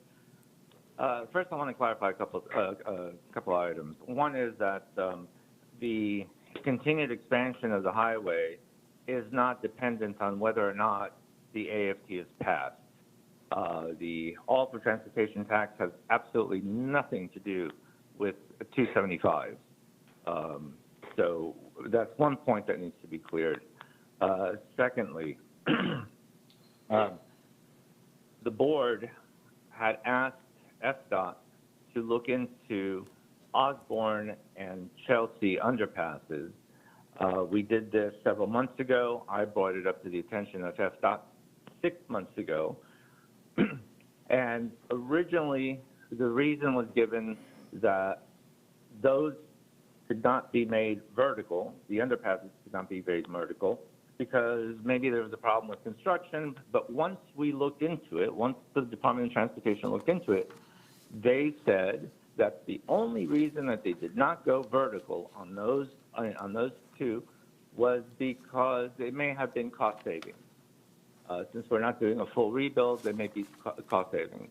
But when we alerted them to it, that was more than 6 months ago, they could have made changes because that corridor right there, Osborne and Chelsea, kids from high schools, middle schools, and elementary schools cross through that area. They don't have proper sidewalks. And it's dangerous. Now, let me go to some facts. Now, I am representing the Old Cibolo Heights Neighborhood Association, the Byways and Byways Committee. So first of all, I'm requesting for the tip to please include the D and E of the Green Artery. I know that E has been completed and is shovel ready, and I've been told that D, segment D, will be ready by August, and I think those two items need to be added to the tip. Secondly, securing funding for significant landscaping at Hillsborough, Osborne, Chelsea, and MLK underpasses and along the length of I-275. I'm asking that not only that we look for funding and put those items on the tip, because in the past, and right now with inflation and the cost of goods, at the end of this project in 26, oh, sorry, well, there's not enough funding to do more landscaping, which is what has happened in the past. So I need this board to secure funding, at least an established number today, so that we do not lose funding for the landscaping. I have 4 more items to add. Adding a sidewalk to the east side of Talaferro Road, which was recommended by Tyndale Oliver's Damian Miller. I'm also asking for FDOT to widen the roads, widen the sidewalks at the entrance and exit ramps along the Hillsborough Avenue and MLK underpass. Again, this is a previous request that I submitted to Mary Lee Mr. Rosas, your time is up. I know you have 2 more items. If you can transmit your items to us in writing, we'll make sure they're incorporated with your remarks this morning. Thank you. Is there anyone else online for public comment this morning? No, Commissioner, that's it. Robert has still not checked in. Okay, thank you very much. We are going to move now to committee reports and advance comments, and we will start with Bill Roberts, our CAC Chair. Good morning, Mr. Roberts. Good morning, Mr. Chairman, members of the TPO Board. It's good to be back with you in person. Thank you for allowing me to attend the meeting this morning. I have a report on the monthly meeting of your Citizens Advisory Council that met on April the 6th. I'm pleased to report that we had a quorum, and that quorum voted to allow our virtual members to participate and to vote on action items that came before the committee. The CAC approved the US 301 PD&E letter that I believe is coming before you today. The CAC also approved the Smart Cities Plan that was presented to us during the meeting. The CAC voted to recommend to the TPO the certificate of MPO process. However, there was an amendment suggested to be recommended to this board to delete bullet number 2. That bullet had to do with comments and recommendations concerning the length of the CAC meetings and the inability to get to agenda items. We have a very active CAC. We have 20-some members. They represent a pretty wide spectrum of the county and of opinions. So the recommendation that's contained in this bullet suggested that we modify our agenda to be sure that we are more able to accomplish the items that are scheduled, both for our convenience and for those presenters who devote their time and energy to coming before us. Our meetings typically run 3 to 3.5 hours.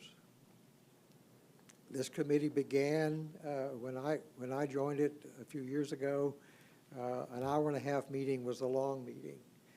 So I mentioned that to show you the level of engagement that I believe we have from your appointees, and I welcome them. They're a great cross-section. So we have made that one recommendation regarding the certificate that's coming to you. Next, the committee, the CAC did not approve the storm and shelter-in-place study that was presented to us. This generated considerable discussion. It was felt that the presentation was not yet ripe for consideration, if I may use that term. There were concerns about the actual strategies of the shelter in place. There were concerns that there was no mention of transit as a potential option for people to evacuate, and there were concerns about, frankly, the sample size of the strategy. As closing items, the committee asked staff to provide at our next meeting an update on the status of the Boulevard study. There were some comments made about whether or not there had been a further analysis or determination as to the cost of the preliminary Boulevard study. I'm sure we'll have that report at our next meeting. And then finally, and I think very importantly, the CAC takes the upcoming TIP review process very seriously. Last year, we had a very successful subcommittee that dove rather deeply into the TIP. I have asked to create that subcommittee again. So we will be looking at both our meetings in May and June, as well as a special workshop to take a look at the TIP and be in a position to make suitable recommendations to this board. I've invited the District 7 representatives to help us in that process. I'm sure we'll receive their support, and we look forward to it. If that concludes my report, Mr. Chairman, I'd be happy to take any questions if there are any from the board. Thank you very much, Mr. Roberts. Commissioner Smith, I see your hand. Thank you, Mr. Roberts. I might have missed it, but I understood Mr. Fernandez to say your committee had voted to support, to oppose or have concerns about the widening of 301 north of Fowler. But I'm not sure I heard you say anything. Did you all take any action in that regard? I have no record of any action being taken in that regard. It does come up regularly at our CAC meetings, though. Thank you. You're welcome. Thank you, committee members. Thank you very much. Are there any other commissioners or members with questions? Thank you very much, everybody. We are next going to move on to Davita Franklin, TPO staff, and Beth to give us a report on advance comments. Good morning. Good morning. Here's your summary of committee reports and public comments. So items pertaining to today's action items. Regarding the US 301 PD&E study, there's a draft letter of comment for you to consider today. And the Bicycle Pedestrian Advisory Committee and Livable Roadways Committee, as well as the Technical Advisory Committee, did review this letter. The other committees contributed to the letter as well. The Technical Advisory Committee was concerned about the widening being outside the urban service area, and the Bicycle Pedestrian Advisory Committee was particularly concerned about the design speed. The Livable Roadways Committee was concerned about walk-bike facilities being on both sides of the road, as well as safe crossings. Now, regarding the annual certification of the Metropolitan Transportation Planning process, the Technical Advisory Committee did support it. And regarding the Unified Planning Work Program preliminary draft for fiscal year 23 and 24, this will be brought to you for approval in May, and the Technical Advisory Committee did not have any comments. Now, we did receive comments through Facebook, Twitter, and email. Christopher Vela shared some concerns about a few items. They were the bicycle safety, bicycle safety on Hines Avenue, rising pedestrian deaths in Hillsborough County, express lanes on I-75, plans for the downtown interchange, the impact that future traffic and a potential Brightline station may have on pedestrian and bicycle safety along 14th and 15th Streets, the green spine being impacted by these traffic and transit changes, and noise pollution at the future I-4 and I-4 exit at 14th and 15th Streets. Rick Fernandez, Vice Chair of the Citizens Advisory Committee, did share concerns about noise wall construction, the delay of the Complete Streets project along Florabraska Avenue, and traffic safety along Elmore Street. The unveiling of the City of Tampa's Vision Zero Action Plan did garner a few comments. Most folks suggested that the plan should outline tangible projects, and those folks were Tatiana Morales, Dana Lazarus, Rick Fernandez, Dave Just Ask, Aaron Mathis, Tampa Bay Beat, and Rock King. The US 301 Widening Study also had a couple of comments. Tatiana Morales says that rail would be a better alternative, and Bill Mattel thinks that FDOT should have widened the road a few years ago. Charlotte Greenberg wants clarification. She wanted clarification on the long-range transportation plan projects and funding pertaining to rail. And Andrew Morris did ask about ways to advocate for regional rail to connect Tampa, St. Pete, and Clearwater. The Tampa Bay Beat, that's a Twitter account, they think that rail transit is many years away and it isn't the best way to address climate change, as opposed to some comments that were made by local mayors. Lena Young would like to know if the next sections of the Green Artery Perimeter Trail will be included in funding from the 2018 transportation tax monies. And we did also have comments on the other comments on the Green Artery Trail and the Hillsborough Board of County Commissioners' approval to draft a transportation tax ordinance, as well as HART rolling out new buses and shelters and a maintenance facility, and the court's rejection of a proposal to distribute 2018 transportation surtax money, protected intersections and driver awareness of pedestrian safety at crosswalks, as well as a pedestrian bridge and solar array on the soon-to-be demolished span of the Howard Franklin Bridge. So my apologies, those were actually comments in support of these things.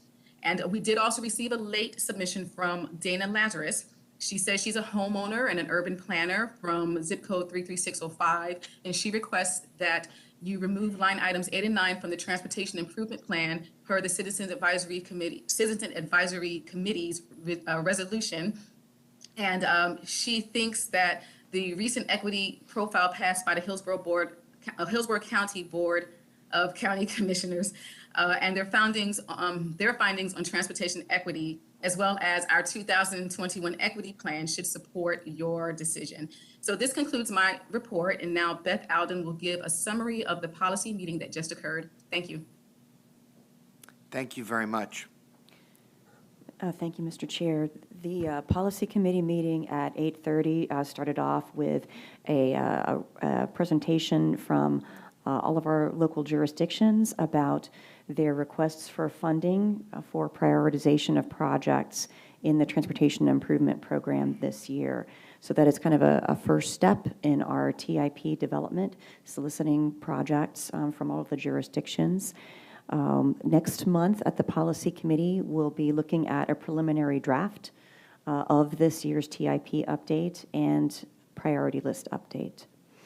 The Policy Committee also reviewed a draft of our membership apportionment plan and supported a scenario that provides votes for elected officials and non-voting technical advisor seats for agency staff, similar to the seat that our district secretary currently holds, sitting with the board and providing technical advice and guidance.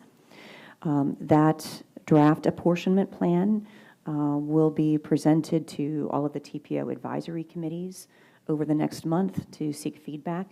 It'll then come to this board for review and action next month. And finally, the Policy Committee reviewed a draft letter about the I-75 PD&E studies that would add managed lanes in the median of I-75 for most of the length of Hillsborough County. That item is in front of you for your consent agenda, and the Policy Committee did ask to add one sentence to the letter. So if we could pull that off of the consent agenda so that I can provide that addition, that would be helpful. Thank you. Thank you. And I don't see any comments from board members at this time, so we will take up the letter at item D on action items. That way you'll have a chance to make sure that that's organized and ready to go. With that, we're going to move on to our action item. Oh, no, excuse me. We do have one item on the consent agenda.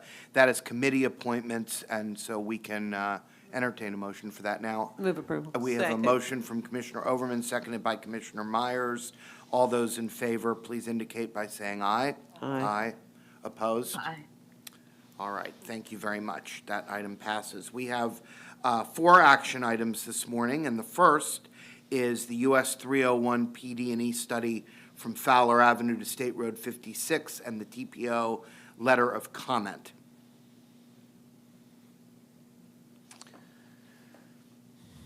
Ms. Russo or Ms. Torres, are you available to pick up the discussion of that item?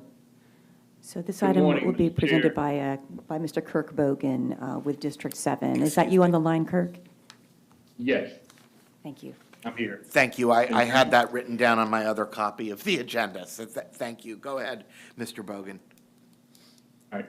Good morning, Board. Thank you for this opportunity to present. My name is Kirk Bogan. I am the Environmental Management Engineer for FDOT District 7, and I'm here to present on the US 301 PD&E study. Next slide.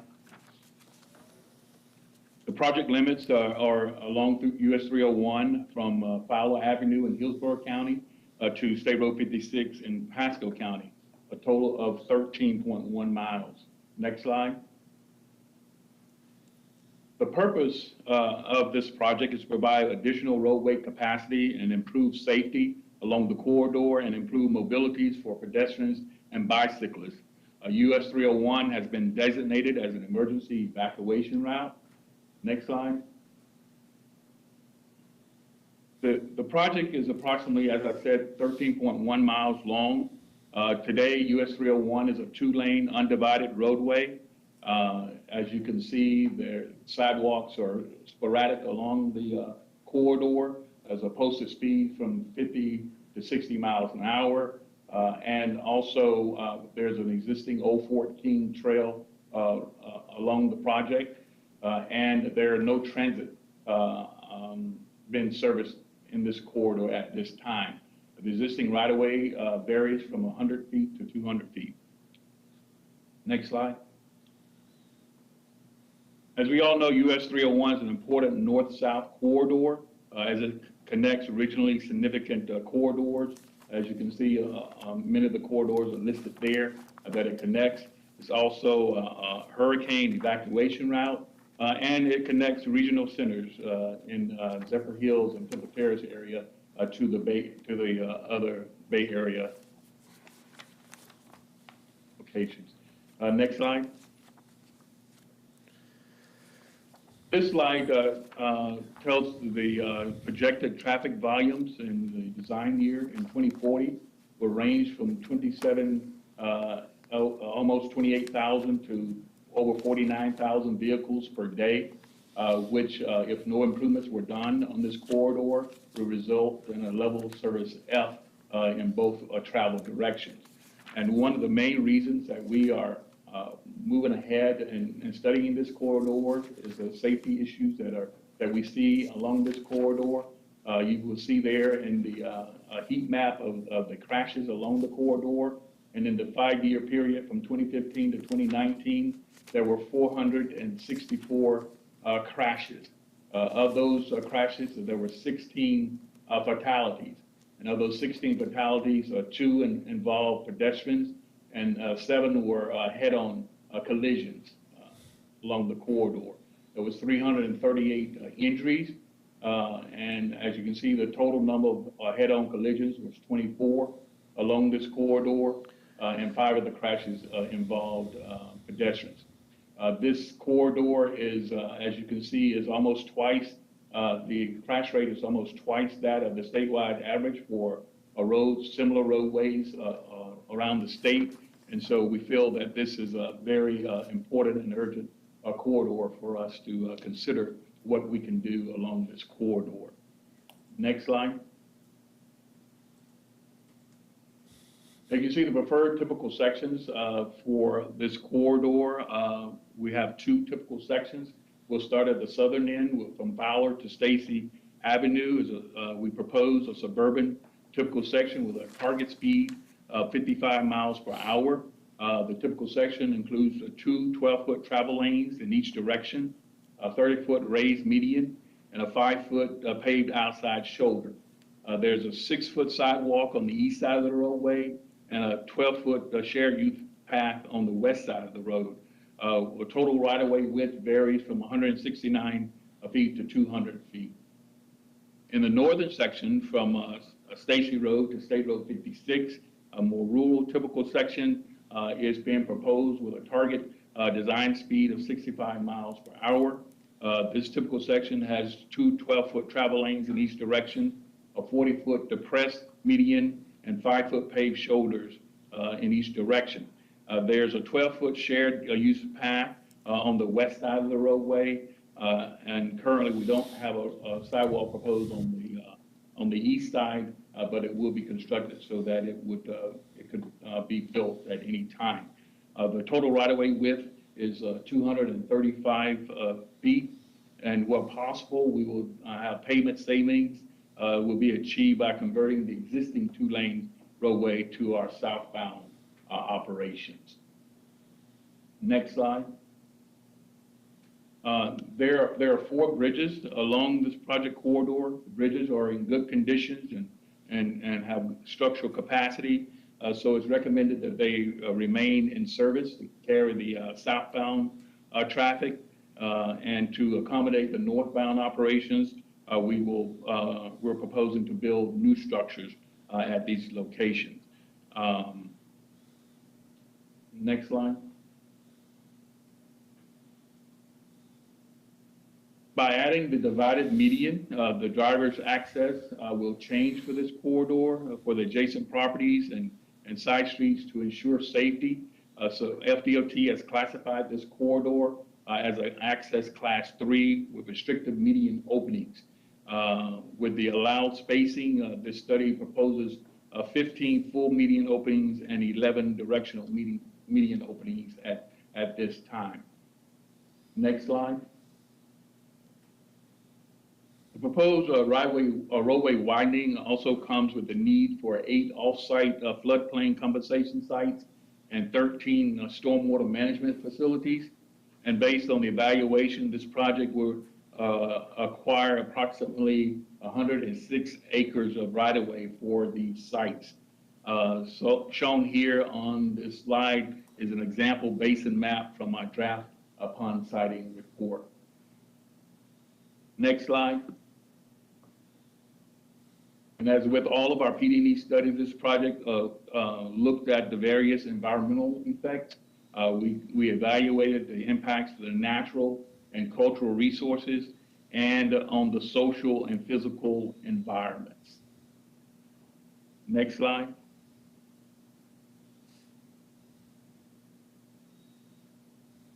The preliminary costs of the project includes design, right-of-way acquisition, CEI, and construction. As you can see on this slide, the cost is, for the total cost is just under $200 million. Next slide.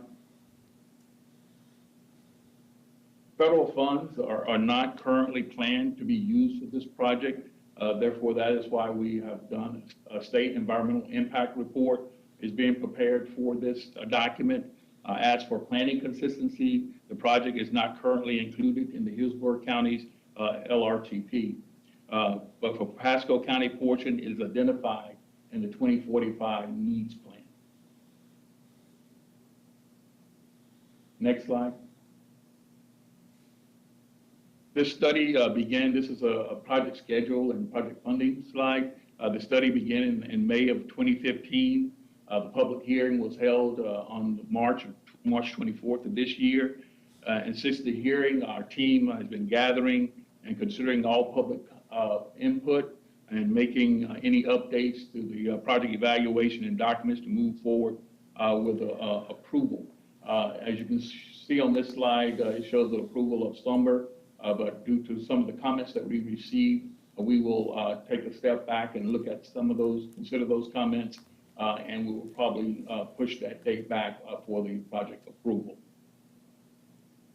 Right-of-way and construction are currently not funded, but we do have preliminary engineering on the way for the corridor in-house.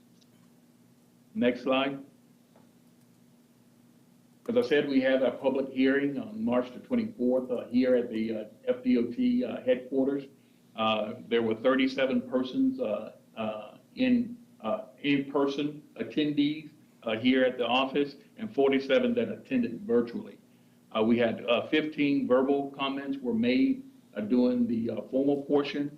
The main concerns were due to safety concerns and desire to have signals and also to alleviate the congestion in the area and environmental impacts to the lands. We've been meeting with those agencies to try and minimize the impacts and come up with some mitigation strategies.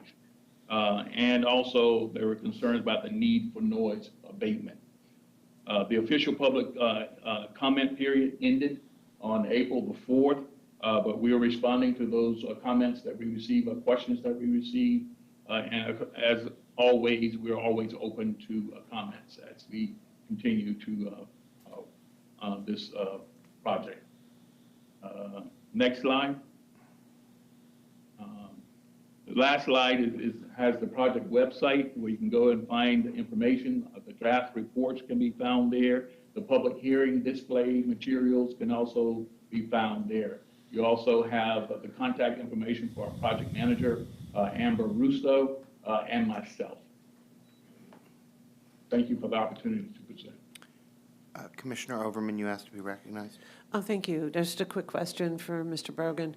Unfortunately, I was not able to attend that meeting, so I do not have an opportunity to really review the comments or the questions. But one of the things I want to make very clear that I think maybe Commissioner Smith had mentioned at the last meeting, I'm not 100% positive that there are wildlife transportation specifications that would be included in the environmental study as a recommendation. For example, there is a significant piece of environmentally sensitive land along this corridor that not only would affect water quality and much of the wildlife in our community, but I'm not sure that in the PDE study, any of that recommendations or specifications that would include the design in order to allow for wildlife corridors to be sustained, because that is one of the few pieces left we have,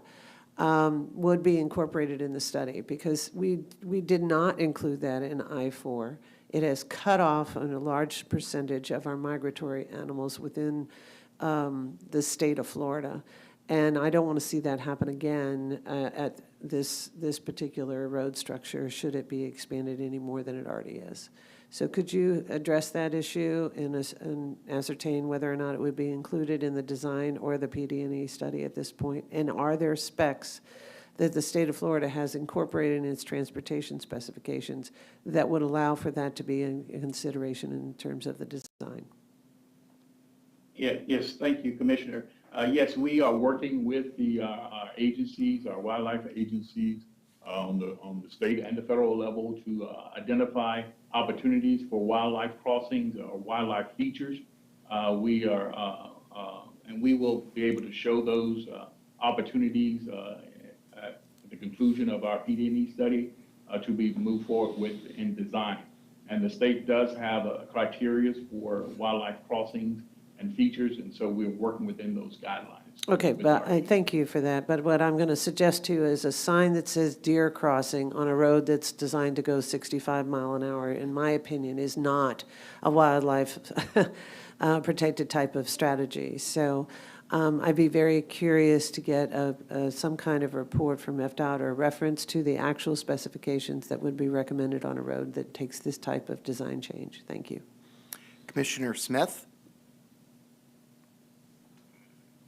Commissioner Smith? Thank you very much. Oh, there you are. Thank Okay. you. And I made most of my points at the meeting last time about this, and I'm glad to see that the TPO staff has drafted a letter that explains and outlines most of those concerns. Certainly, we are all concerned with safety and making this road more safe. And I see that as the main justification being given for this for this widening, but I am concerned that the project as it's described here now before us won't make the road more safe. Raising the speed limits makes the road much more dangerous. Adding the median may help prevent some crossover head-on collisions, but there are other ways to address that with center barriers. Lighting and sidewalks would help. And as for the community concerns that were voiced about safety, from what I understand, they're mostly asking for intersection improvements and traffic lights at the intersections which are problematic primarily at the bookends of the farthest north and farthest south, Fowler and 56. So, and possibly, at Stacy Road and the other intersection there was also a concern of the community. So I think there are better ways we can improve the safety of this road, highway as it goes outside our urban service area, where we have no plans to be increasing development, and we are more and more concerned with smart growth, focusing in the urban core rather than sprawling out here. So besides that, I do want to correct the record. I have been told that in our backup, it is noted that the CAC did vote to approve the TPO draft letter that's in our packet for this action item. So that's on page 25 of our packet, that at their April 6th meeting, the committee voted unanimously to approve sending the letter, and they also they agreed with several specific points, et cetera, as well as the other committees that were noted, BPAC and the Technical Advisory Committee. We have also received a letter from Florida Audubon expressing grave concerns about the wildlife corridor Commissioner Overman mentioned, that connects the preserves, the huge stretches of wildlife habitat on either side of this corridor, as well as the water. So the wildlife is an important concern, but the water coming from the Green Swamp to the Hillsborough River, main drinking water source of the city of Tampa, that also needs to be accommodated in any future improvements of this stretch of road.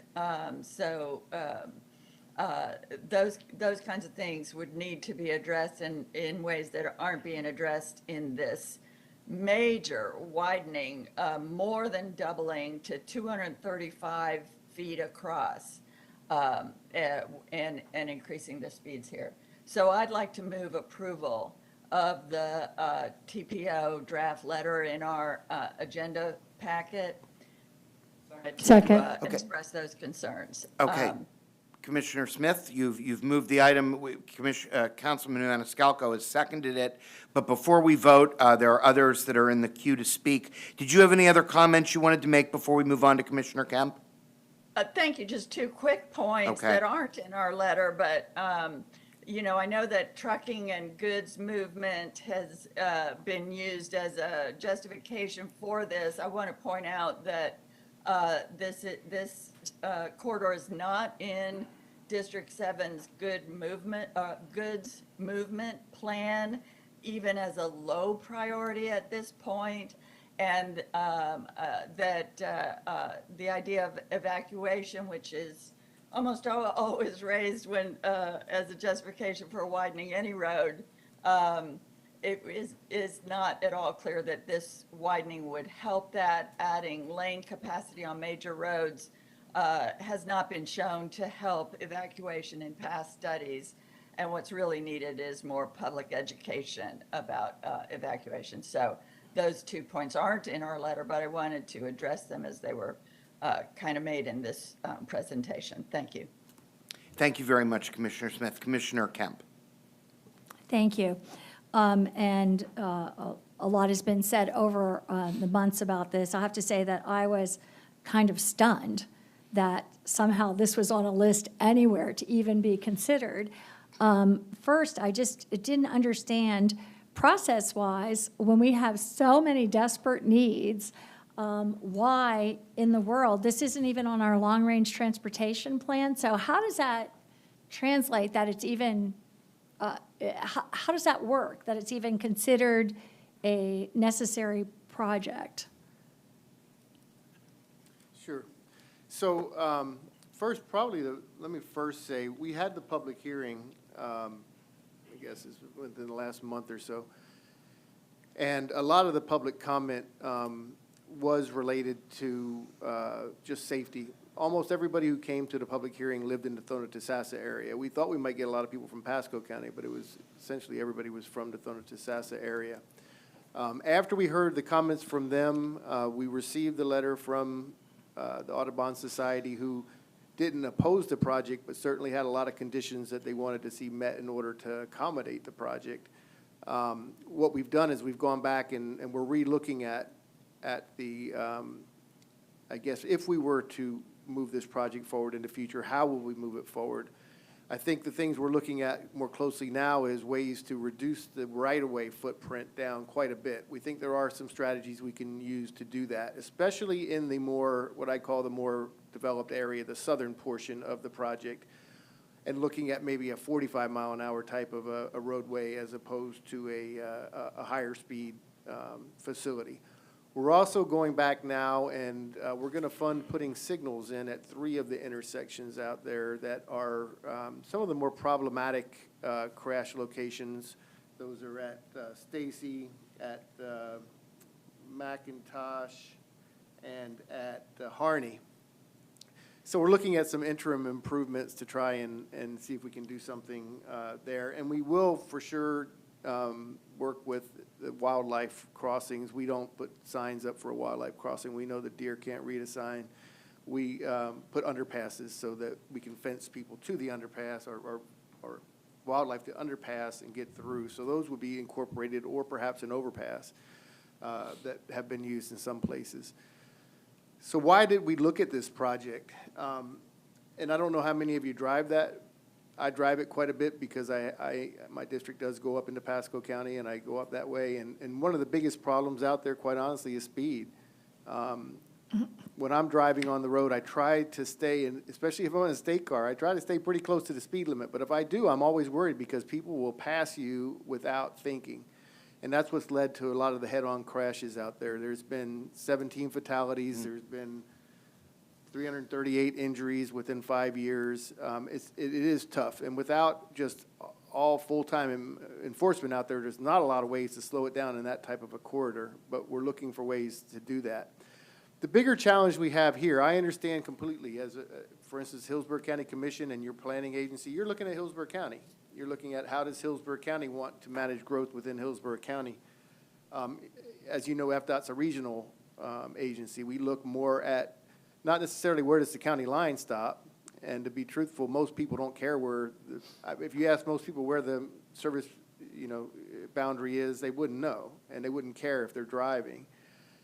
What we're looking at is, unfortunately, there is a lot of development occurring that's outside of Hillsborough County that would utilize this facility, and I know that you could look at it from 2 ways. You could look at it, we're one region and we have to accommodate regional travel demand, or you could look at, we only look at it in our county, and whatever happens outside our county is not relevant.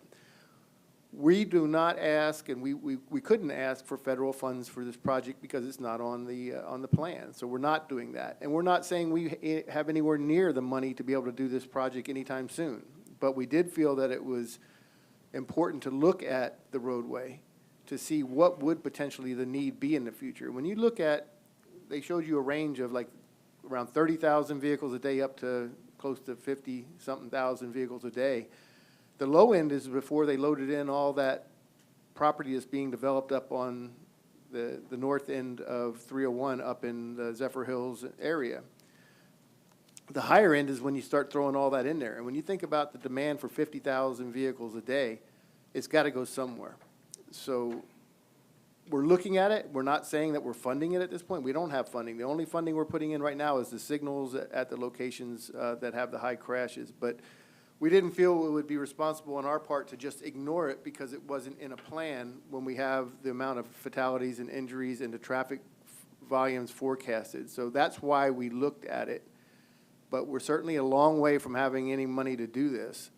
But we do want to take a look. And we have coordinated with folks like the park. The park wasn't opposed to the widening. They wanted to put a signal in at their entrance. They wanted us to do some things with their bridges out there for the pedestrian crossings and all. I think most of the feedback we got was, we're not really opposed to the widening, but we're worried about the impacts that it'll have and how would you address that. So that's the approach we're going to take to it. Thank you for that. I do think the widening would increase speeds. In fact, it's what FDOT stated, that they're actually going to, in this extraordinarily dangerous road, and I've traveled it quite a few times. And the other part of it is it bisects the preserved lands up there. For the most part, in Hillsborough County, there can be no development around much of that road. And there is a parallel road for people to take from Pasco County, and that's 75, and that's right out there, very strong, presence there, a lot of lanes, and there's planned expansion for that at this time too. I would, be very, I was actually taken aback this morning as well by that 230-foot envelope when what we have up there. I imagine, I don't know the width of those lanes, but when I've driven it, I guess there's 2 12-foot lanes, sometimes another turn lane here and there, trees on both sides. It's actually one of the most, most kind of scenic and beautiful roads for wilderness to go through when you're headed up there to Hillsborough State Park or just on 301. And it doesn't surprise me that people would talk about the intersections as being a need for lights. That's so often the case. It looks like if instead of widening and putting more lanes in, there was a way to think about how we can, as you talk about, reduce the speed as it is there now instead of designating a greater speed. And I know 27,000, I think that, are most of those cars, I always find we don't get anything on numbers or use, are very de minimis. And so I think I heard 27,800 to what, 49,300? Is that different parts of the road or something, or? No, so, we base our traffic volume projections on models, and the road, what generates the traffic in the models is the land use. And so the Pasco County model that they're using right now does not have, it hadn't been updated to include a lot of the development that's occurring and is planned to occur in the Zephyr Hills area. I guess that's the Twin Rivers and all the stuff out there. And so when you look at if none of that was going to be built, some of it which is already being built, then you'd be at the low end of this. A 2-lane road is, you're talking, you get overcapacity with half of the volume of the low end. And so that's, the high end would be if all that gets built out like they're showing in the projections now. So probably it'd be somewhere in the middle. But even for a 4-lane road, and your comment about the speed is, I agree with you 100%. I'm not saying that if we widen or put in a divided road that we would lower the speeds. Maybe in the southern section if we make it curb and gutter and we do some things with things to slow the traffic. But the signals going in will reduce capacity on the road. So you're going to reduce the capacity on 301 some. But the hope is that, I mean, if you go out there now, unfortunately, there's a lot of rock haulers, there's a lot of dirt haulers, there's a lot of stuff going up and down that road, and they don't want to wait if you're going the speed limit.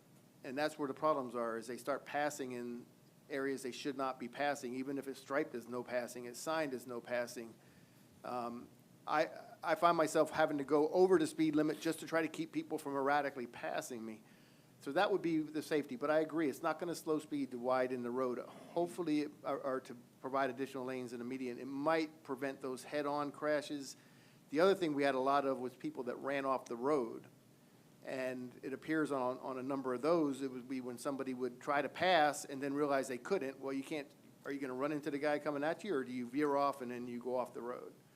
So it's a bad situation, no matter how you look at it.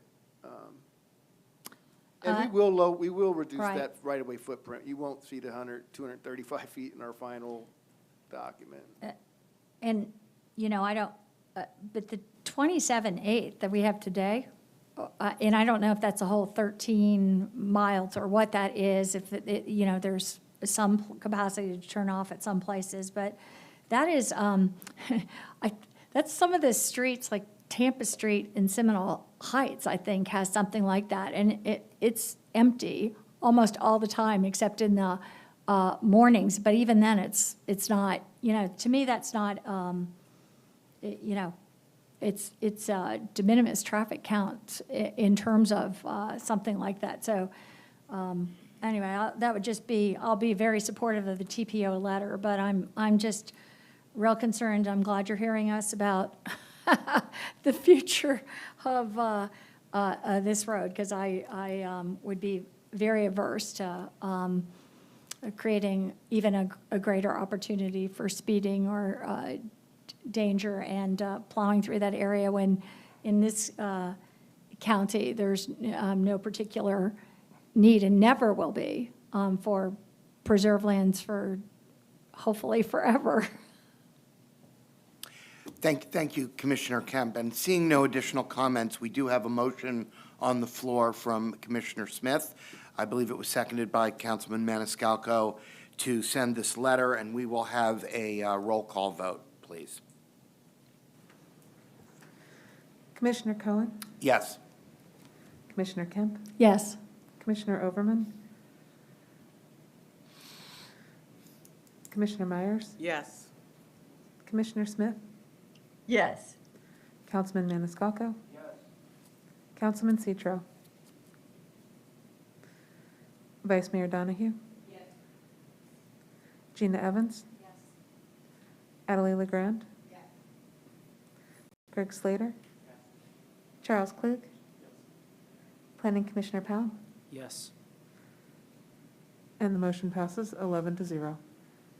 Okay, thank you very much. We're going to move on now to item B, which is the fiscal year 21 and 22 Unified Planning Work Program Amendment with de-obligation, and Kurt Bogan from FDOT will present that item. The Amber Simmons. Oh, no, that will be Amber Simmons. Okay, thank you very much. Good morning, everyone. I am Amber Simmons, TPO staff, to present the Unified Planning Work Program Funding De-Obligation. And moving on. Our next slide, please.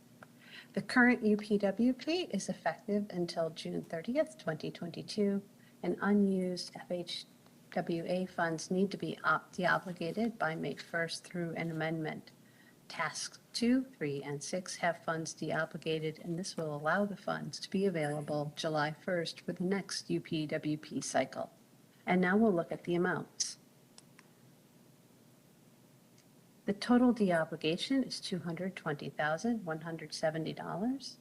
The tip will be modified with the UPWP de-obligation. Task 2 was $145,170, Task 3 $50,000, and Task 6 $5,000. Budgeted projects that were started in 2022 but will not yet be complete by June 30th year end. Therefore, by de-obligating the funds, we will have the funds available sooner to complete the projects. And next, we have some samples of the projects that are continuing. Here are some examples of the projects that will conclude after June 30th of this year. And our next recommended action. This is an action item, and our recommendation is to approve the amendment to the fiscal year 21-22 UPWP to de-obligate planning funds and the related TIP amendment. Finally, Any questions, comments? All right, I'm not seeing any comments or questions. This is a fairly straightforward item. Second. Councilman Maniscalco has motioned to approve, seconded by Commissioner Myers. Let's have a roll call vote, please. Commissioner Cohen, Yes. Commissioner Kemp, Yes. Commissioner Overman, Commissioner Myers, Yes. Commissioner Smith, Yes. Councilman Maniscalco, Yes. Councilman Citro, Vice Mayor Donahue, Gina Evans, Adelie LeGrand, Greg Slater, Charles Klug, Yes. Planning Commissioner Powell, Yes. and the motion passes 11-0. Okay, thank you very much. Item C is the annual certification of the Metropolitan Transportation Planning Process. Ms. Alton. Thank you, sir. We are handling the annual review that differs from our quadrennial review of how we comply with federal and state regulations for metropolitan transportation planning. That federal review happened year before last, and in between those major federal reviews, there's an annual check that's done with the DOT District 7 staff. There is a short summary in your agenda packet about this year. The important things to know are, number one, there are no corrective actions identified in our review, so we are complying with all of the federal and state rules and regulations. Number two, there were a number of noteworthy achievements identified. These are areas where we are kind of going above and beyond what other MPOs around the state are doing. The air quality monitoring pilot project to place monitors with community organizations is one example. The last thing to note is there were 3 recommendations from the district staff. The first one has to do with our consultant procurement process, and this is following up on a federal law, and so this news is coming down to all of the MPOs around the state that in selecting consultants, we shall not give preference to disadvantaged business enterprises. So those are women-owned businesses, minority-owned businesses. Now, we still do have a goal for a certain percent, and it's 10.65% of our funds to go to disadvantaged business enterprises. And you'll see when we present our budget next month that we have exceeded that goal for this past year. But when we're actually in the procurement process of selecting a consultant, we cannot award points. So. And that's because of a state? A federal law. Federal law. A federal law that happened just a couple of years ago. This is new news. Typically, we would only go through a procurement process once every 5 years. And so we're working out with DOT right now what our next steps are. Our procurement officer has written up what our procedure was. We actually did not award points for disadvantaged business enterprises, so we think that we are already in compliance. But worst case scenario, if the state comes back and says your procurement has to be redone, we'll redo the procurement. So that's point 1 in the recommendations. The other 2 points have to do with our committees and board members and the length of the meetings and what is the role of the TPO. You heard from our Citizens Advisory Committee that they took exception to the recommendation, particularly about the length of meetings. I don't personally object to the recommendation from the district staff that we try to be judicious about our meeting times. I mean, another way that we can approach this is to be strategic about what items are on our agendas so that our citizens have ample time to discuss and consider the items that are on their agendas. So those are the recommendations in the review. And we'd seek your approval for the chair to sign the certification statement.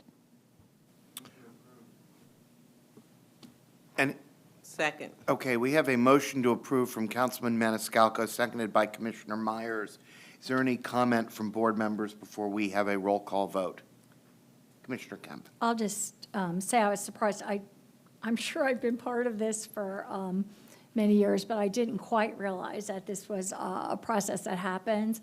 And at times the TPO meetings are quite long, but I also think it's generational decisions we're making here, and they're extraordinarily important, and it's very basic to democracy when there's a lot of times there's much good conversation. And the very unfortunate thing for me, I think, about what is true of Florida is that we do have sunshine, which allows utterly no discussion between board members on a subject to come before us in any time outside of the public meeting. So in many other states, I understand they have sunshine as well, but they allow anything less than a quorum to get together and discuss issues, or one or two people, which I think helps process a lot and get some of that process done outside of meetings. But since that is utterly and absolutely barred by Florida law, I think it's really important that we do sometimes have quite robust discussion. I think that's extremely important and real basic to democracy. So while certainly there can be, almost always there's some discussion that's maybe not necessary or is a little more detailed than than we need, I generally look at that as being a good part of process. I completely agree with you on that. Mr. Gwynn, yes. And I just wanted to clarify, so I don't think the comment really was related to the length of the meeting at all. I think the bigger point, because if you wanted to have the meeting as an all-day meeting, that'd be fine. I think the problem is that every month we have things that are scheduled to be presented. And we've had some times where we've paid a consultant to be on hand for a meeting, 3 or 4 meetings in a row, and each time it gets pushed off to the next meeting. So we were hoping that, we could, if you want to extend the length of the meeting, we have no issue with that. It was like trying to get the items that are on the agenda covered and not pushed out months and months at a time, or just don't schedule them on the meeting if we don't think we'll get to it. It wasn't so much, we didn't want to squelch comment or anything like that at all. It was more just wanting to get to the items that are scheduled to be in the agenda. That was all.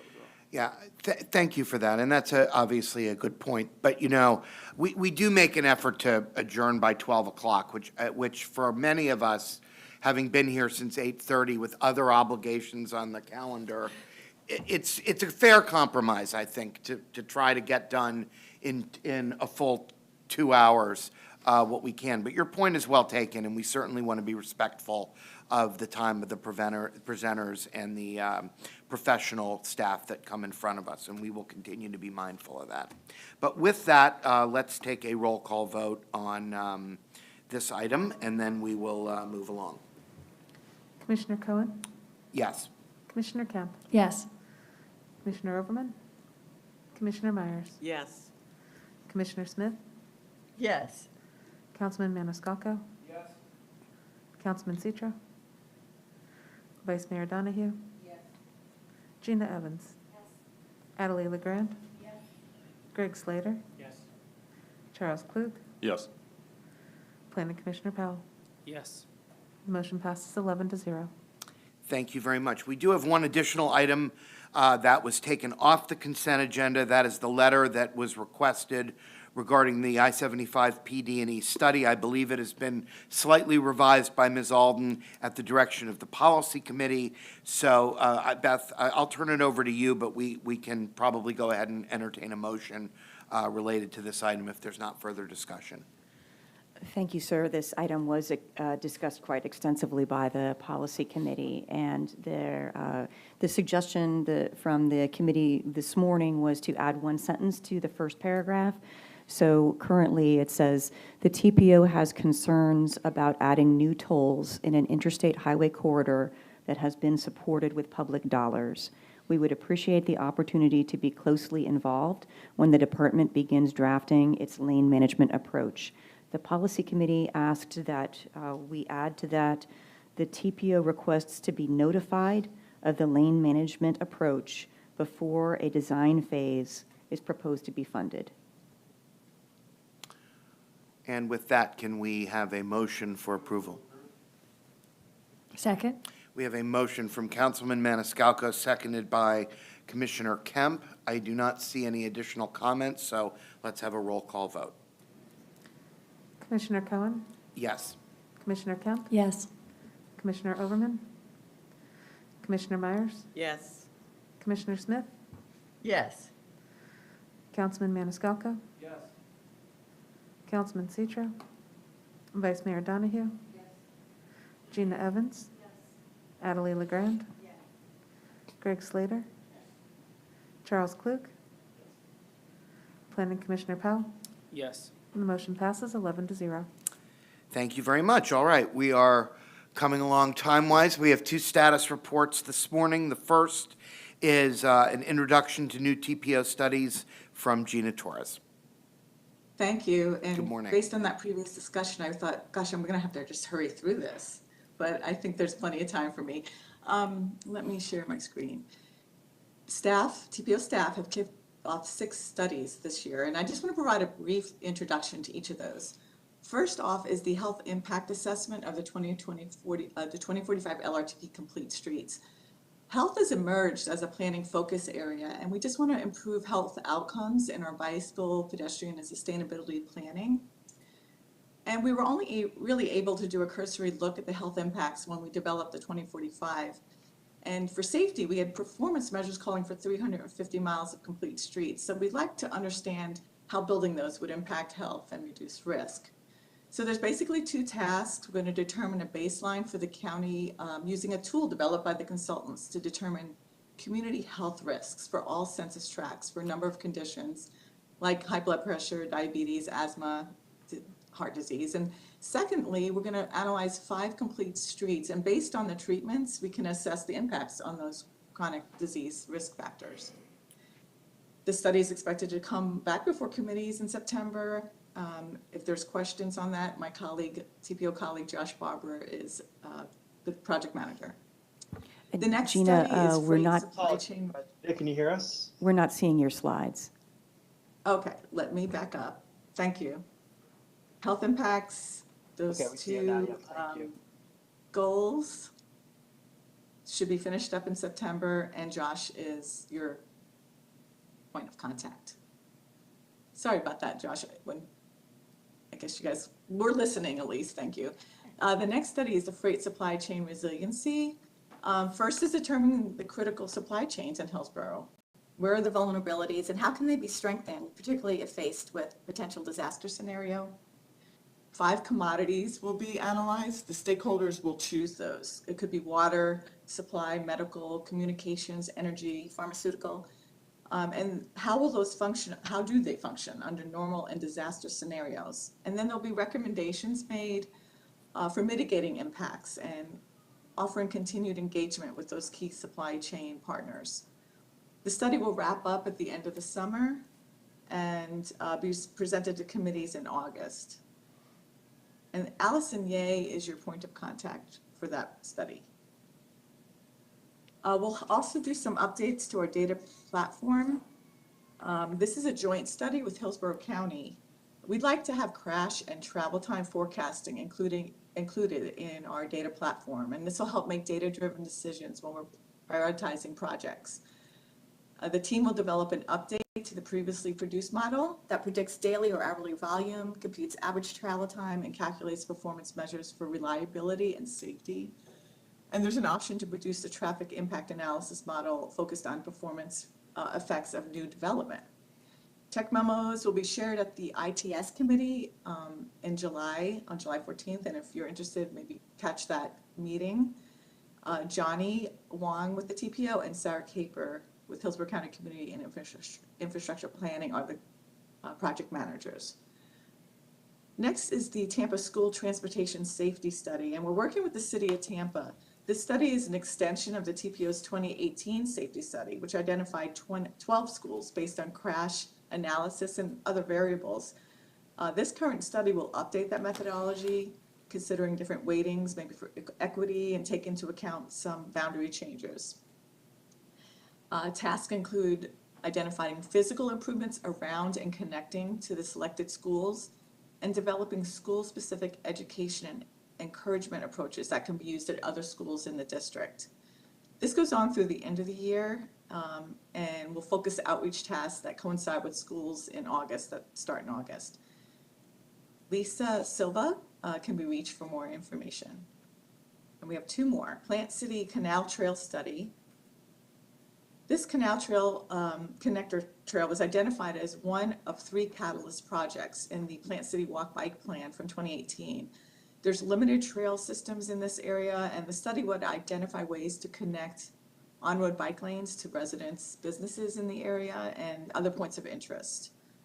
After a kind of high-level look to kind of rule out some of barriers and other concerns, there'll be 3 alternatives identified.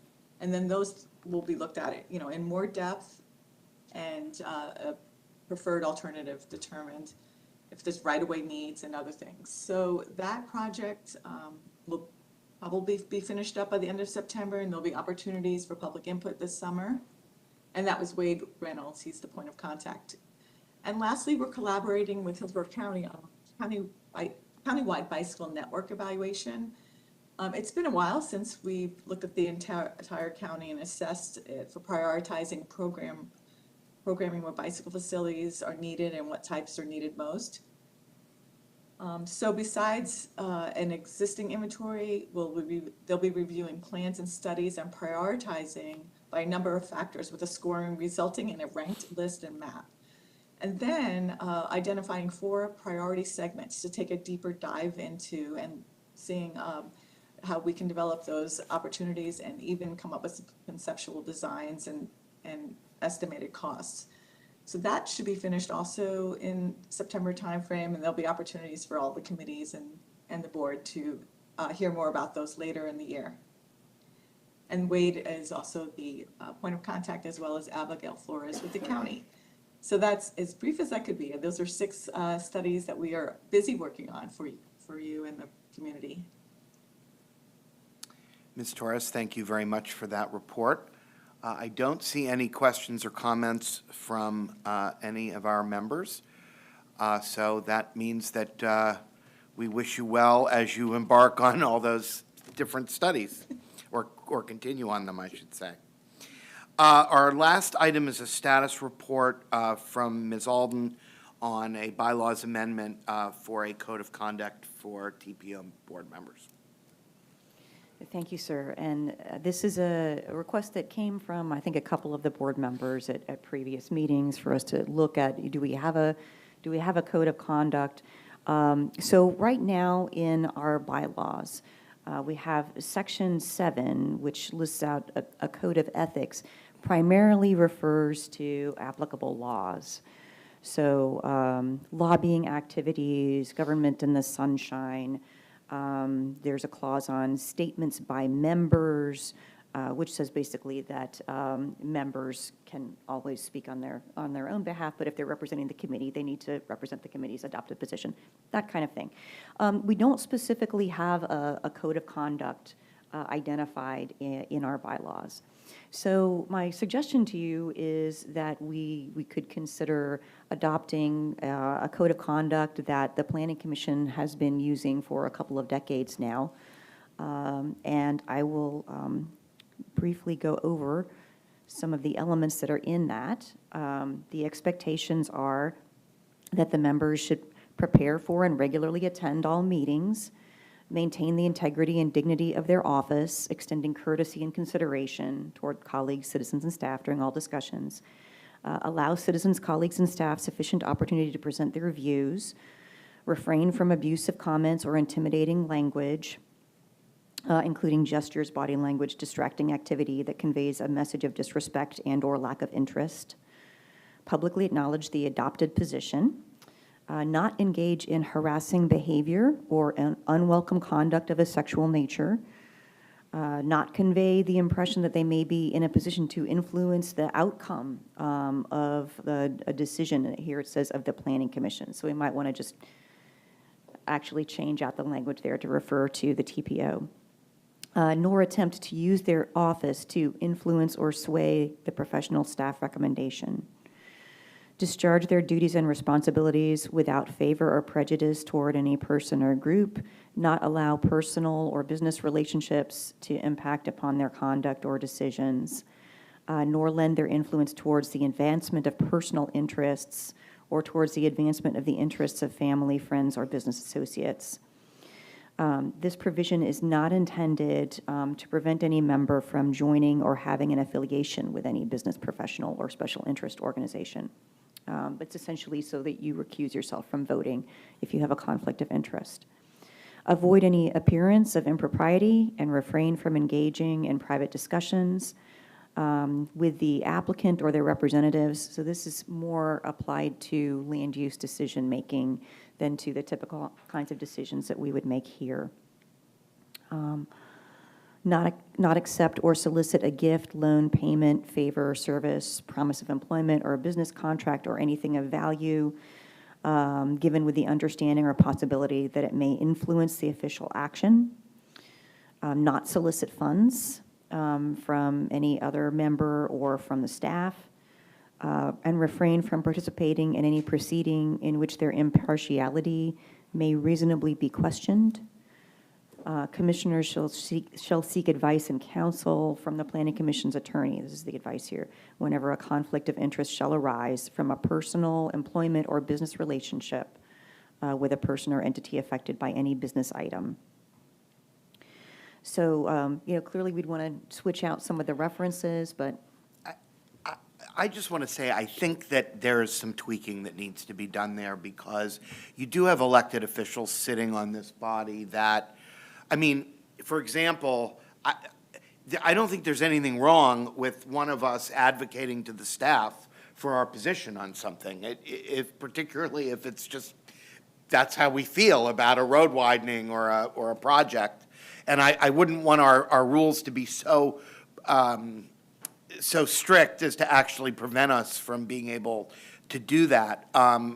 Planning Commission members are not elected, so they don't have to go through the elected officials, the things that elected officials do.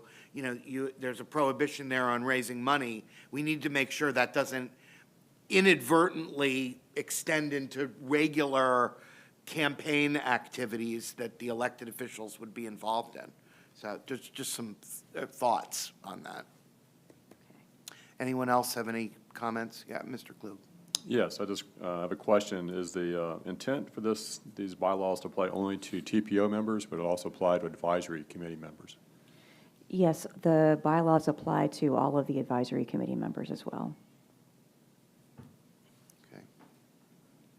So where would you like to go with this? What is your thought on because it's right now just a status report?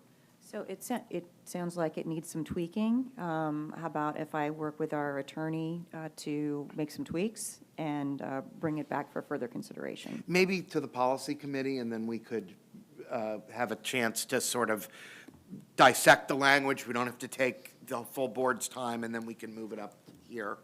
I think that might be a good idea. Sounds good. Thank you so much. Thank you. All right. Before we adjourn, and I note it's 11:26, so we will try to be done by 11:30. There's some announcements here on our agenda that I want to just make sure and make, because they involve some community conversation meetings that FDOT is planning. The first is with the East Tampa community on April 19th and April 21st at 5:30 p.m. And the second is between FDOT and Tampa Heights specifically on April 26th and May 3rd at 5:30 p.m. And I should note that that May 3rd date was changed from April 28th. So again, East Tampa, April 19th and 21st at 5:30. Tampa Heights, April 26th and May 3rd at 5:30. I don't have locations written down here. Is anyone aware where the locations will be of those meetings?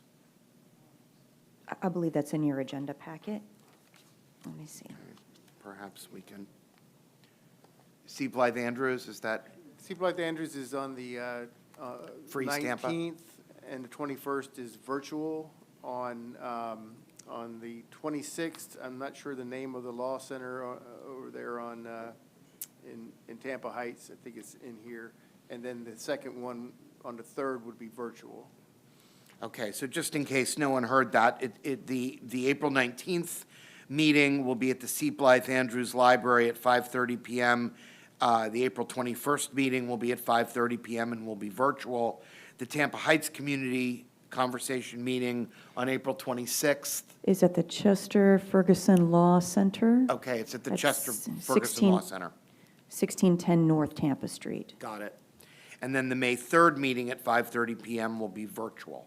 So I wanted to make sure that that was in the record for today's meeting. Is there any old or new business from board members? Yes, Commissioner Kemp. Thank you. I just don't want to see this end so early. So I thought I would be long-winded about something and see if we could keep it going for a little while. But good job on the agenda today and timing. That's not even to be facetious or because I do think sometimes that can be a problem. But it's nice to have it ending and good meeting. All right, well, on that note, we will go ahead and adjourn, and we'll wish everybody a very good rest of the day. Thank you so much.